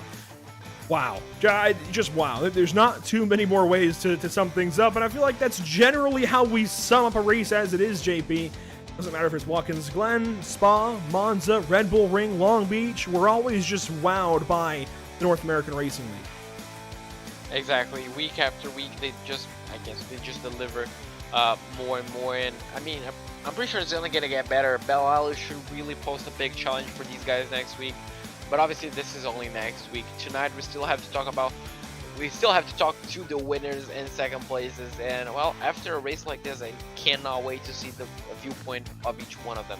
The big thing is that's 2 weeks out. We have an off week next week, then we go to Belle Isle on Veterans Day, so pretty fitting that we go back to the United States of America on U.S. Veterans Day for Detroit. That's going to be a lot of fun. Silverstone the week after, then another off week for Thanksgiving. Then it's the Hungaroring in Hungary. That'll be a whole lot of fun, December 2nd, and then follow it right up with Phillip Island and Road America. A few races on this list will be 1-hour events instead of 50 minutes, and they'll have different fuel limits as well. We can get into more of that later, but those races will be Belle Isle, Hungaroring, and Road America. JP, it's all Pedro de Oliveira for the second week in a row, winning here at Spa. Let's bring him in. Então, Pedro, de novo falando com você exatamente o que eu queria. Cara, pole position de novo, vitória de novo, a corrida pareceu controlada do teu, pelo menos aqui de fora, né? Então, me conta aí como é que foi tudo aí no geral. Boa noite, João. Boa noite todo mundo que está assistindo. Não foi controlada nem um pouco. Assim, o drama começou desde o practice, porque no practice eu liderei, só que eu liderei com uma volta no vácuo. A volta que eu virei no quali foi uma das minhas melhores voltas que eu fiz desde os treinos. E a volta que eu fiz no practice foi no vácuo, então eu vi o pessoal virando 8, 9 ali, eu falei, nossa, tô lascado, né? E eu sabia que o Jackson também estava muito rápido, a gente treinou muito para essa pista, é o meu ponto fraco de todo o calendário, de toda a temporada, é disparado a pista que eu menos gosto, assim. Agora eu gosto um pouquinho mais porque eu ganhei. Mas eu consegui sair com a pole e no final da corrida, depois do pit, na verdade antes do pit o Jackson tomou um slowdown na volta que a gente ia parar, ele economizou bem mais, eu sabia que ele ia sair na minha frente e tanto é que ele para 2.7, 2.8 atrás de mim e volta 1,5, então ele com certeza ia sair pelo menos um segundo na minha frente se ele não toma slowdown. E as últimas voltas, mesmo com eles brigando, eu não consegui abrir. Eu tava dando meu 100% ali, mas eu provavelmente fritei meus pneus em algum momento e eu simplesmente não conseguia virar. O Bryce estava muito rápido e eu vi ele virar voltas 16.7 e eu não conseguia baixar de 17.2. O Scott, o Mikkel tiraram muito tempo também, então eu fiz alguma besteira ali no final, eu não sei se uma distribuição de freio, alguma coisa eu fiz, mas eu não conseguia manteve a diferença porque eles brigaram, mas eu não conseguia abrir, então obrigado a todo mundo que brigou, eu pude continuar em primeiro. A gente tava até pensando que isso parecia uma estratégia um pouco do Jackson de talvez segurar um pouco o Bryce para te ajudar essa vitória, mas pelo jeito o Jackson só queria chegar em você, mas bom, obviamente você conseguiu a vitória, é a segunda, você vai liderar o campeonato com uma folga enorme. E agora essas 2 semanas de descanso, o que você faz? Você tira um tempinho pra você pra descansar um pouco ou é sentar e treinar pra Belle Isle? Porque é uma pista também muito difícil e bem diferente do Spa, né? Com certeza, Belle Isle é uma pista muito mais técnica, eu acho. Eu gosto muito de pista de rua, então eu gosto de andar nesse tipo de pista, eu gosto desse tipo de desafio. Então, nessas 2 semanas eu vou mesclar, né, um pouquinho de descanso, um pouquinho de treino. Aqui os campeonatos nacionais que a gente corre também aqui no Brasil estão bem intensos, então estamos treinando bastante, mas é isso, é continuar treinando para vir forte na semana que vem, daqui 2 semanas, né? Porque a vantagem, eu sei que ela é considerável nesse momento, mas a qualquer momento isso pode ruir, porque são muito pequena a diferença entre as posições, a pontuação, né? Então qualquer erro que você comete pode te custar uma posição no campeonato, e o campeonato é muito importante, principalmente pelo gás que a premiação dá pra gente. Exato, então, bom, eu te desejo todo o melhor descanso possível, toda a sorte do mundo nesses campeonatos nacionais. E espero falar contigo daqui 2 semanas, né? Porque falei isso na última semana e deu certo, então vamos tentar manter essa sorte vindo. Mas antes de deixar você descansar um pouco, quem que você quer agradecer aí pelo resultado? Bom, primeiramente agradecer a Full Time Esports pela oportunidade, por tudo que eles têm proporcionado para nós, né? E agradecer a B8 Seguros, que é o nosso patrocinador principal. E vamos lá, manter essa sorte aí para a próxima etapa também. Obrigado, boa noite. Mandar um beijo para minha esposa e para os meus pais que estão assistindo. Quase esqueci. Aí, ó, te cobraram, mas lembrou. Fechou, um beijo, um abraço pra eles também aí. Obrigado. Tudo de bom, Pedro, aí, bom final de semana. Obrigado, igualmente. Well, Andrew, here we go. So, first things first, as we mentioned last week, Spa was not his favorite track. He really does not like. He said he likes a bit more after this win tonight, but Spa was definitely not one of his favorite racetracks. So, obviously in practice, he was kind of afraid that he didn't have the pace, but somehow he managed to get on pole whenever he counted. So, really, really good result for him. He said there was a lot of practice put in, not only by him, but also his teammates. So, you know, it was a lot of practice, not only qualified pace, but obviously on race pace and everything. During the race, he knew that Jackson was saving a lot of fuel, especially after Bryce passed them. So he knew whenever the pit stops came that Jackson, no matter what, was going to pass him. But somehow Jackson, unfortunately, got a slowdown penalty on his in-lap. So that's why the gap got really big all of a sudden. And, well, after that, he was just kind of controlling the pace, but not really. He did not have the pace to pull away from everybody, so he kind of just got lucky that Bryce and Jackson were fighting so much, and at the end, he kind of just fell off a cliff. The tires somehow were done, so wasn't really sure what he did wrong. You know, some brake bias, maybe something happened with his tires there. He just could not essentially keep up the pace. Well, next week, he does like Belle Isle a lot, which is, well, really interesting. It's a very technical and very difficult track, but he really loves the challenge. And, well, for the next 2 weeks, it's going to be a mix between rest and obviously a lot of practice, because he knows that the championship gap that he has right now could go away in any seconds with just one bad race. There you have it. That is the summary of the interview for Pedro de Oliveira after a second straight race win. Let's talk with his runner-up, Bryce Rodriguez, coming in second place at Spa. Bryce, it's been a steady climb upwards, up the scoring pylon race after race after race, and today, not quite P1, but darn close.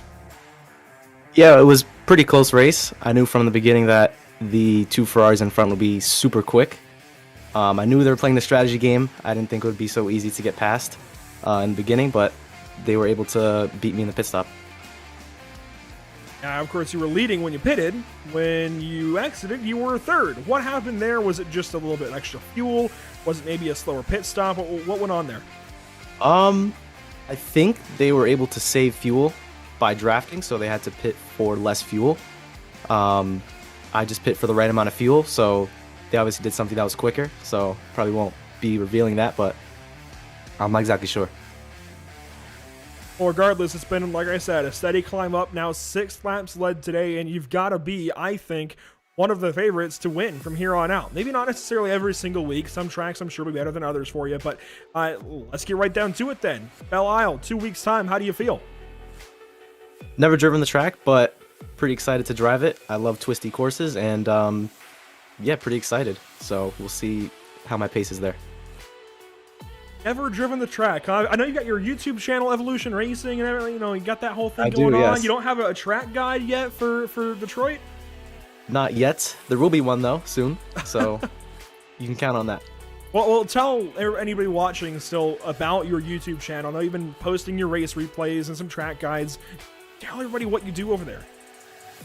Yeah, so I love racing, obviously. It's my passion, and that's why I love to post on my YouTube channel. So it all started with F1 2021, the Codemaster game, but I've always had a passion just for something more realistic and authentic, and that's what iRacing brings to the table.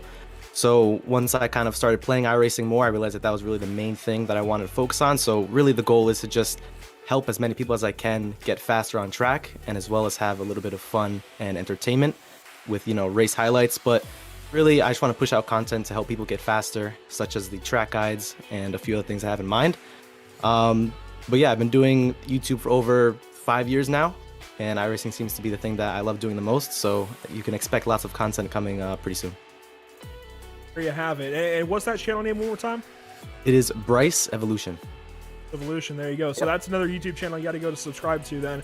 Bryce, I've got a lot more questions that I have lined up, but I'll get to those, I think, in future races, because you're going to be back on this podium more.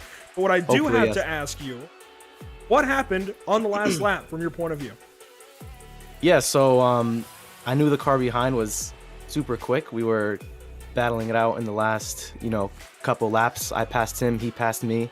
I knew he was going for the long game when he kind of allowed me to pass maybe a few laps before the finish, so I knew he was going to for sure be going for a move on the last lap, considering that he let me in the lead so he could get that slipstream. I defended in the middle of the track. It's kind of tricky because if you defend the inside, he's going to have the inside on the, the last corner of the chicane. So I defended the inside. I, placed my car in a good spot. And my point of view, he just went a little bit too deep into the corner. I turned in and just tapped him a little bit, obviously on accident, and he spun around. I haven't seen much of the replay, but I think he just went a little bit too deep into the corner, and even if I didn't hit him, he would have gone off. So that's that. Well, fantastic drive today. Cannot wait to see more of you from, who knows, Detroit, wherever we're going. I got to think here. Ring, I know, is on the list. Yep. Yeah. A whole lot of tracks left to come. I'm sure we'll see a lot more of this 299 car. Thank you. Buddy, best of luck to you. Can't wait to talk to you some more. You too. Have a good one. That's Bryce Rodriguez finishing in the second position tonight. A really, really solid day for Bryce. But, hey, we've got an amateur race winner, and it's a teammate to our pro race winner, JP. Exactly. So, Guilherme, a gente pode fazer isso em português, obviamente. É muito bom ver outro brasileiro com a vitória. E acredito que seja a sua primeira vitória aqui na NARL. E, bom, conta aí como é que foi a vitória. Tu tava pressionando o Fábio Zamperlini quase toda a corrida. Conta aí como é que foi. Eu me dediquei bastante. Tem um monte de gente que fala que eu tenho duas contas, e então eu vi que escreveram aqui no chat. Queria até explicar. Eu tenho duas contas, se você reparar, eu tenho desde 2019, elas varia entre 2.300 e 2, e de um mês pra cá é que um começou a subir, porque eu comecei a andar mais com a 1. E então foi muito bom, treinei muito nessa pista. Se pegar o histórico aí na iRace, vai ver que eu andei muito, junto com o Pedrinho e com o Jackson. Então achei muito boa, não tentei passar o Fábio, porque acho que não justificava, correu o risco de bater. E achei que eu fiz uma boa prova. Quero agradecer aí a Full Time, o TK e a B8 Seguros. Bom, bem interessante esse ponto de não querer passar o Fábio. Acredito que seja só porque vocês estão em duas classes diferentes. Mas Exatamente. Você acredita que se tu passasse ele, tu acreditaria em um ritmo para continuar empurrando, talvez até se distanciar dele? Eu acho que sim, porque o carro dele já estava meio pendurado no final. Tava escorregando um pouco, eu acho que até daria, mas por questão de correr em classe diferente, eu não quis arriscar, correr o risco de tocar e os dois correram o risco de sair, entendeu? Muito bem. E para daqui 2 semanas, como é que você tá para Belle Isle? Podemos ver exatamente o que a gente viu hoje, uma vitória controlada? Vamos começar hoje. Temos aí 2 semanas, semana que vem não temos, né, por causa de ação de graça aí nos Estados Unidos, acredito eu que seja por isso. E então vamos treinar para tentar andar igual aí. Show de bola, espero te ver aqui de novo. Na última vez funcionou com o Pedro, então espero que funcione contigo também. E quem que você quer agradecer pelo teu resultado? Quero agradecer aí a Full Time aí, que ajuda muita gente, o Tony e a B8 Seguros. Quero mandar um beijo para minha mulher e para minha filha. Aí, show de bola, top. Bom, então é isso, Guilherme, eu vou deixar você então começar com os treinos já logo de cara e espero falar contigo daqui 2 semanas. Valeu, João. Obrigado, um abraço aí pra todos. Até mais. Até mais. Alright, so Andrew, that was a bit of a quicker one, but kind of got everything that I guess we wanted. So he said there was a lot of dedication to come to his win. Obviously, it was a very, very controlled victory for him. He said it was a lot of dedication, a lot of practice with with Pedro de Oliveira and Jackson Resende, a lot of practice between him. He kind of explained his iRating that apparently was going around in the comments. He kind of explained that he has 2 accounts, and recently he started really pushing and got a free time to focus on iRacing. But whenever I talked about the race, well, he was controlled. Obviously, a lot of practice just comes naturally. And this battle that we saw throughout the race between him and Fabio Zamperlini, something that he touched upon, he just didn't feel like passing Fabio. You know, he thought they were in different classes. It was not worth the risk of maybe a contact, you know, and ruining both of his races. So he just elected to stay behind. But he saw that Fabio was kind of struggling towards the end, so he could have passed and maybe gapped him, but he felt safer and felt better not to do it. Aaron comes home with the amateur race win. Really good drive. Can't wait to see what he does the rest of this season. I think more wins certainly on the way for the 149, but somebody who ekes out a top 10, and when it's all said and done in that amateur category, gets second though. That's pretty impressive. William Coffey with, of course, a few extra special logos on that car, buddy. You come home in the top 10. How'd it go for you? Holy cow, man. That race was insane. I don't know how I survived all the drama in the beginning, but I was just trying to keep it clean as much as possible, and holy cow. Yeah, there was a lot, especially on that first lap. What did you see lap 1 going up Eau Rouge? I saw a lot of smoke, and we were just joking about it. That I was just fortunate enough that I've been here at Spa enough that I wore the brown underpants. You know, it's that Spa. Yeah, going up there, man. We some car got like flicked around, and then almost murdered me from behind. And then when I finally focused forward again, all of a sudden we saw cars flipping right at the base of Eau Rouge. So it was fortunately everybody behind me pretty much choked up and did the right thing. We all kind of backed off and then started the race up again right after we got around the carnage. So that was good racing on everybody's part. It's not necessarily how you want to open up Spa, is it, when you got Tony Kanaan flipping in front of you? But hey, the rest of the race pretty much goes your way. A pretty quiet day, but just working your way up the amateur order into second place, and you hold about second place the entire rest of the way. A really solid day for that Rabbit Chase machine. What was the pit strategy? Was it any bit different from anything else, or was it pretty well solid and normal? Yeah, there really wasn't a lot of strategy, just because the amount of fuel we had, we pretty much only had like a 1 or 2 lap window.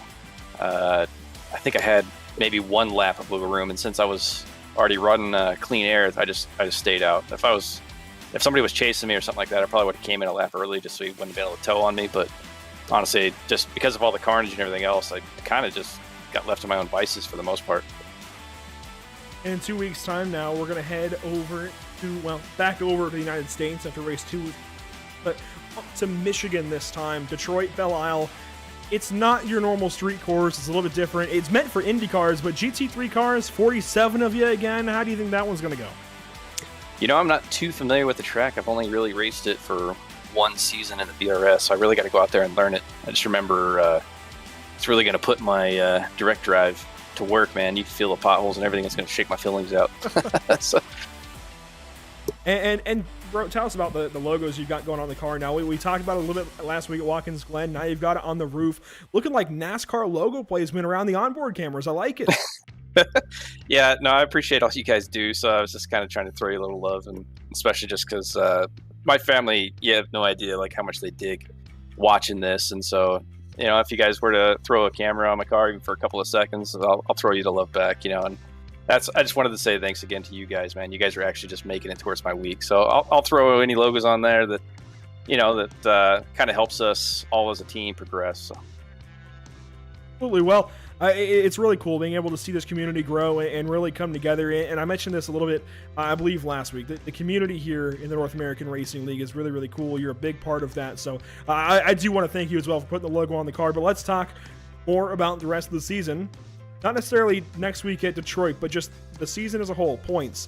You're looking pretty good after this one. Moving your way up. How realistic do you think a shot at the amateur championship is? Like, how realistic do you think that is? I think it's within grasp. You know, it's just if I just can stick to the same strategy of just I ride, you know, race my own race, and then we'll see what happens. You know, there's some really fast guys in the M, and if they stay up there, then yeah, they're going to win it. But I mean, just as you've seen with Spa, like it can get crazy, and it can happen at any of these other races. So if I can just stay out of drama, that's my only focus. I think I'll be in the top 3. You know, whatever ends up happening. You know, I just want to keep it clean, and we'll just see where it happens. You know. That's a solid plan, buddy. Who makes it happen for you at Rabbit Chase? Yeah, my teammate, him and I, Joshua Benjamin, he was racing the Lamborghini this evening. Him and I went out and practiced quite a bit. He's a good dude to talk to, and he ended up getting third actually behind me. We put in a lot of time here, and just that little bit of motivation, you know, and then obviously the support from my family is they put up with my hobby, and you know, when I come in from work each day or I leave for work after this, you know, they just get everything set up. So I couldn't do it without any of those guys. There you have it. William Coffey finishing second in amateur competition today, a top 10 overall. A really solid day, no matter how you look at it, buddy. Have a good one. We'll see you in 2 weeks. Thanks, guys. Appreciate it. From Spa. A really solid day across the board for so many drivers, no matter how you look at it. Great racing in every shape and form, I feel like. And this is how it's going to work out, JP. Our race results from Spa, round number 3 of 8. Pedro de Oliveira S taking the victory. Bryce Rodriguez second, then Mikhail Rudebush, Scott Reister, and Matthew Dench wrap up your top 10. Top 5. Fabio Zamperlini checks in 6th. Pierre Caratoni with the amateur win. Then Scott Kimbrough and Brian DeVries before William Coffey correctly rounds out your top 10, 37.5 seconds. In 11th place, we're going to have Joshua Jensen take Kim Jackson, resenting 13th place. Joshua Benjamin and John Sadler are going to be your top 15. Matthew Casey, Ian Ward, and Pierre Thompson, 18th, 16th, 17th, and 18th, respectively. Dominic Angeliacchio, still we don't know how to pronounce that name. And Austin Powell is going to round off your top 20. Actually, I went back through my messages. I believe it was... Yeah, Angelicio. Yeah, Dominic Angelicio. So I really appreciate the help. He messaged me throughout the week, and I want to mention that we did get that clarification. Sometimes things slip my mind there, but Dominic Angelicio. That one. There we go. Finishes 19th today. Finishing 21st, though, Jose Antonio Ramos, a big recovery drive from the bottom of the grid, I believe. Started 46th today, finishes 21st. Really solid day there. Blake Scott drops down the order a little ways, actually finishes where he started, 22nd. Diego Edna finishes in the 23rd spot. Armando Bejaran in 24th. And it's Brian Long, Sonny Brown, Daniel Hall. Further on down the order, you get Chris Winstone, Clarence Rosa, and William Valdez rounds out your top 30. In 31st, we're going to have Joni Jones, Zachariah Roser. In 32nd, 33rd, Sean Patterson. 34th, Red Hems Rodriguez. Now 35th, the first driver to go a lap down, Brian Sarman and Michael Brown, 1 lap down. 3 laps down, we're going to have Kevin San Diego, Ezekiel Mieres, 7, Bruno Alcaraz, 8, and Julian Bell as well, 8 laps down in 40th place. Your final 7 today, man, heartbreak back here. 13 laps down, Tristan Terracciano, one of the few McLarens in the field. Juan Rivas Brea, usually in a McLaren, in a BMW today. He gets taken out lap 1 in that big, massive accident. Up to a Rouge. Dig Ashburn, 43rd, 18 laps down. Mark Scott, also 18 laps down, 44th. Lupe Gonzalez, also 18 laps down in 45th. Finishing 46th, it's Carlos Barreto, 21 laps down. And Tony Kanaan, officially the final car in the running order, 47th in his own start of the league. Wow. 47 cars, it all burns down that way. What a day of racing from Spa. We're always saying this. We're always dumbfounded at the racing, I feel like, from the North American Racing League. And it would not be possible without, of course, the partners with the NARL. Race Lab, Tam Livery, JS Consulting, so much that goes on, so much to talk about with each one of these groups.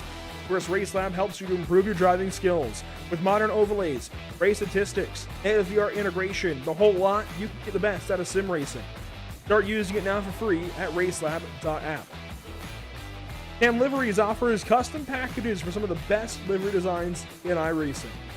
Used by pros and amateurs alike, you will definitely look good on track. JS Consulting provides custom website and app development, including iRacing League website design and hosting. Find JS Consulting at johnsedlak.com. And that app development part sounds like a whole lot of fun. I wonder how that could go. That could really open some things up on the iRacing.com platform. Of course, none of this possible without our partners here at PitStopTV as well. Of course, the presenting partner of the white flag for every PitStopTV broadcast, Tucson Sound Art. Your picture, your music. Use promo code PitStopTV today at checkout for 10% off of your order, and you'll want to do so quick. Black Friday's on the way, and the rest of the holiday season along with it. Of course, Halloween later this weekend. Thanksgiving then right behind. Christmas falls right behind it. So you've got to get your holiday gifts now. Tucson Sound Art, a great place to do so. Go ahead and check out the website, TucsonSoundArt.com, for more. A big shout out goes to the great people up in Maine at Permanent Makeup and Cryo in Maine, where you deserve the best care that money could buy, as well as Whiplash Media, the official graphic and camera provider of PitStopTV, and BAM Racing Videos by a race fan for the racing community. And congratulations goes out to BAM Racing Videos. Just hit 1 million views between all the different places that he posts his videos. That is pretty impressive. 1 million views, a big milestone there for BAM Racing Videos. A pretty solid day here, JP, but a lot more are on the way. These are our upcoming broadcasts, the next 3 in line. Tomorrow night, it's the Midwest Sim Racing Association National Series from the Martinsville Speedway. It'll be the Red Camel Racing 225. They just finished up the MK Designs Dollar Do Dash 200. What a race name there, JP. And they only just finished that race. So there's a lot of Martinsville action on the way tomorrow. Exactly. Something we talked about after the race was somehow the shorter racetrack got a way more track time than our big race here. One of the biggest tracks on iRacing calendar. That was really nice. And well, Martinsville is such a great track. Even though it's quite small, I might not know a lot about NASCAR, a lot about ovals, but I do like some small racetracks, and I feel like this one might be a lot of fun. The mileage was a little bit similar. You know, it works out. A few more miles than we ran tonight, so I think it works out that they ran pretty darn close. The Outlaw Sim Series is back in action Wednesday evening from the Kentucky Speedway this time. They just had Kansas this past Wednesday. A lot of great racing going on there. They are now into the thick of their playoffs. And actually, let's not overshadow the playoffs for the Midwest Sim Racing Association National Series. Tomorrow night, that's their final elimination before they go and race for a championship at Phoenix next week, and you can see that on Thursday. The MSRA Truck Series is back in action from the Phoenix Raceway, newly updated on iRacing as well. That screenshot actually in the graphic there is just slightly outdated, so we'll have to get that refreshed before tomorrow night. But yeah, big time track update for Phoenix. That's really going to shake things up. That's really going to be a lot of fun to work with. So a lot to be expecting here these next couple of weeks, these next couple of days especially. And of course, the National Series has their championship race next Friday as well. So that's how that all kind of fits in. A lot of racing coming up at PitStopTV. JP, where can you find updates about it? Well, you can find updates as usual in each and every single social media. Facebook.com/PitStopTV, Twitter.com/PitStopTV_. Obviously on Instagram for updates, and obviously amazing pictures at Instagram.com/Pit_Stop_TV. And obviously live coverage on our YouTube channel at YouTube.com/PitStopTV1. Let's not forget that Twitch channel. We do some streaming over there as well. These broadcasts going out to Twitch.tv every time that we can. Some broadcasts, sometimes when we double up like this, they might not always go to Twitch and Twitter, but we get as many out to as many platforms as we possibly. Always a lot of fun hitting up every platform possibly can throughout the course of a race evening. Final thoughts real quick, JP, from Spa. Well, best race of the season so far. Monza was amazing, Watkins Glen was amazing, but this one, I don't know, action from start to finish. I thought it was going to be the complete opposite of Watkins Glen, somehow hectic at the start and then kind of, just slowly finding its footing. But I mean, we got battles. We got three battles for position on the final lap, on a final straight. So I mean, what more can you ask? I mean, this 1 week break essentially, is going to be fantastic for the drivers, and well, we're going to be hitting the ground running at Battle Isle. Isle is going to be pretty interesting in a couple of weeks. Detroit next up for these drivers. You will not want to miss it. November the 11th, Veterans Day here for the United States of America. That's going to be a whole lot of fun. And it looks like, hey, a couple of answers to our incident there with Kevin Sandiego. Mike Braun got some damage as well. So I guess that's how that all ends up working together. Thank you so much for tuning in this evening at PitStopTV. A whole lot of racing across the board. We're glad that you did so with us. Once again, make sure to follow us over on social media, all of our different platforms, but that will do it from Virtual Spa. Once again, happy to have had you all here tuning in and joining us for tonight's action, and we hope you enjoyed tonight's broadcast. For all of Pit Stop TV, in this case here on this broadcast, we had JP Costa and Trey Shuttlesworth along for the ride. Over for that MSRA broadcast, we had Emerson Arden on the mic along with Jacob Zala and Zach Lindgren on social media.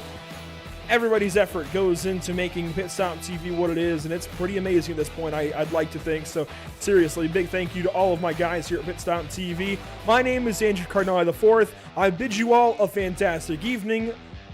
Something. Just have a great time, and we'll see you next time.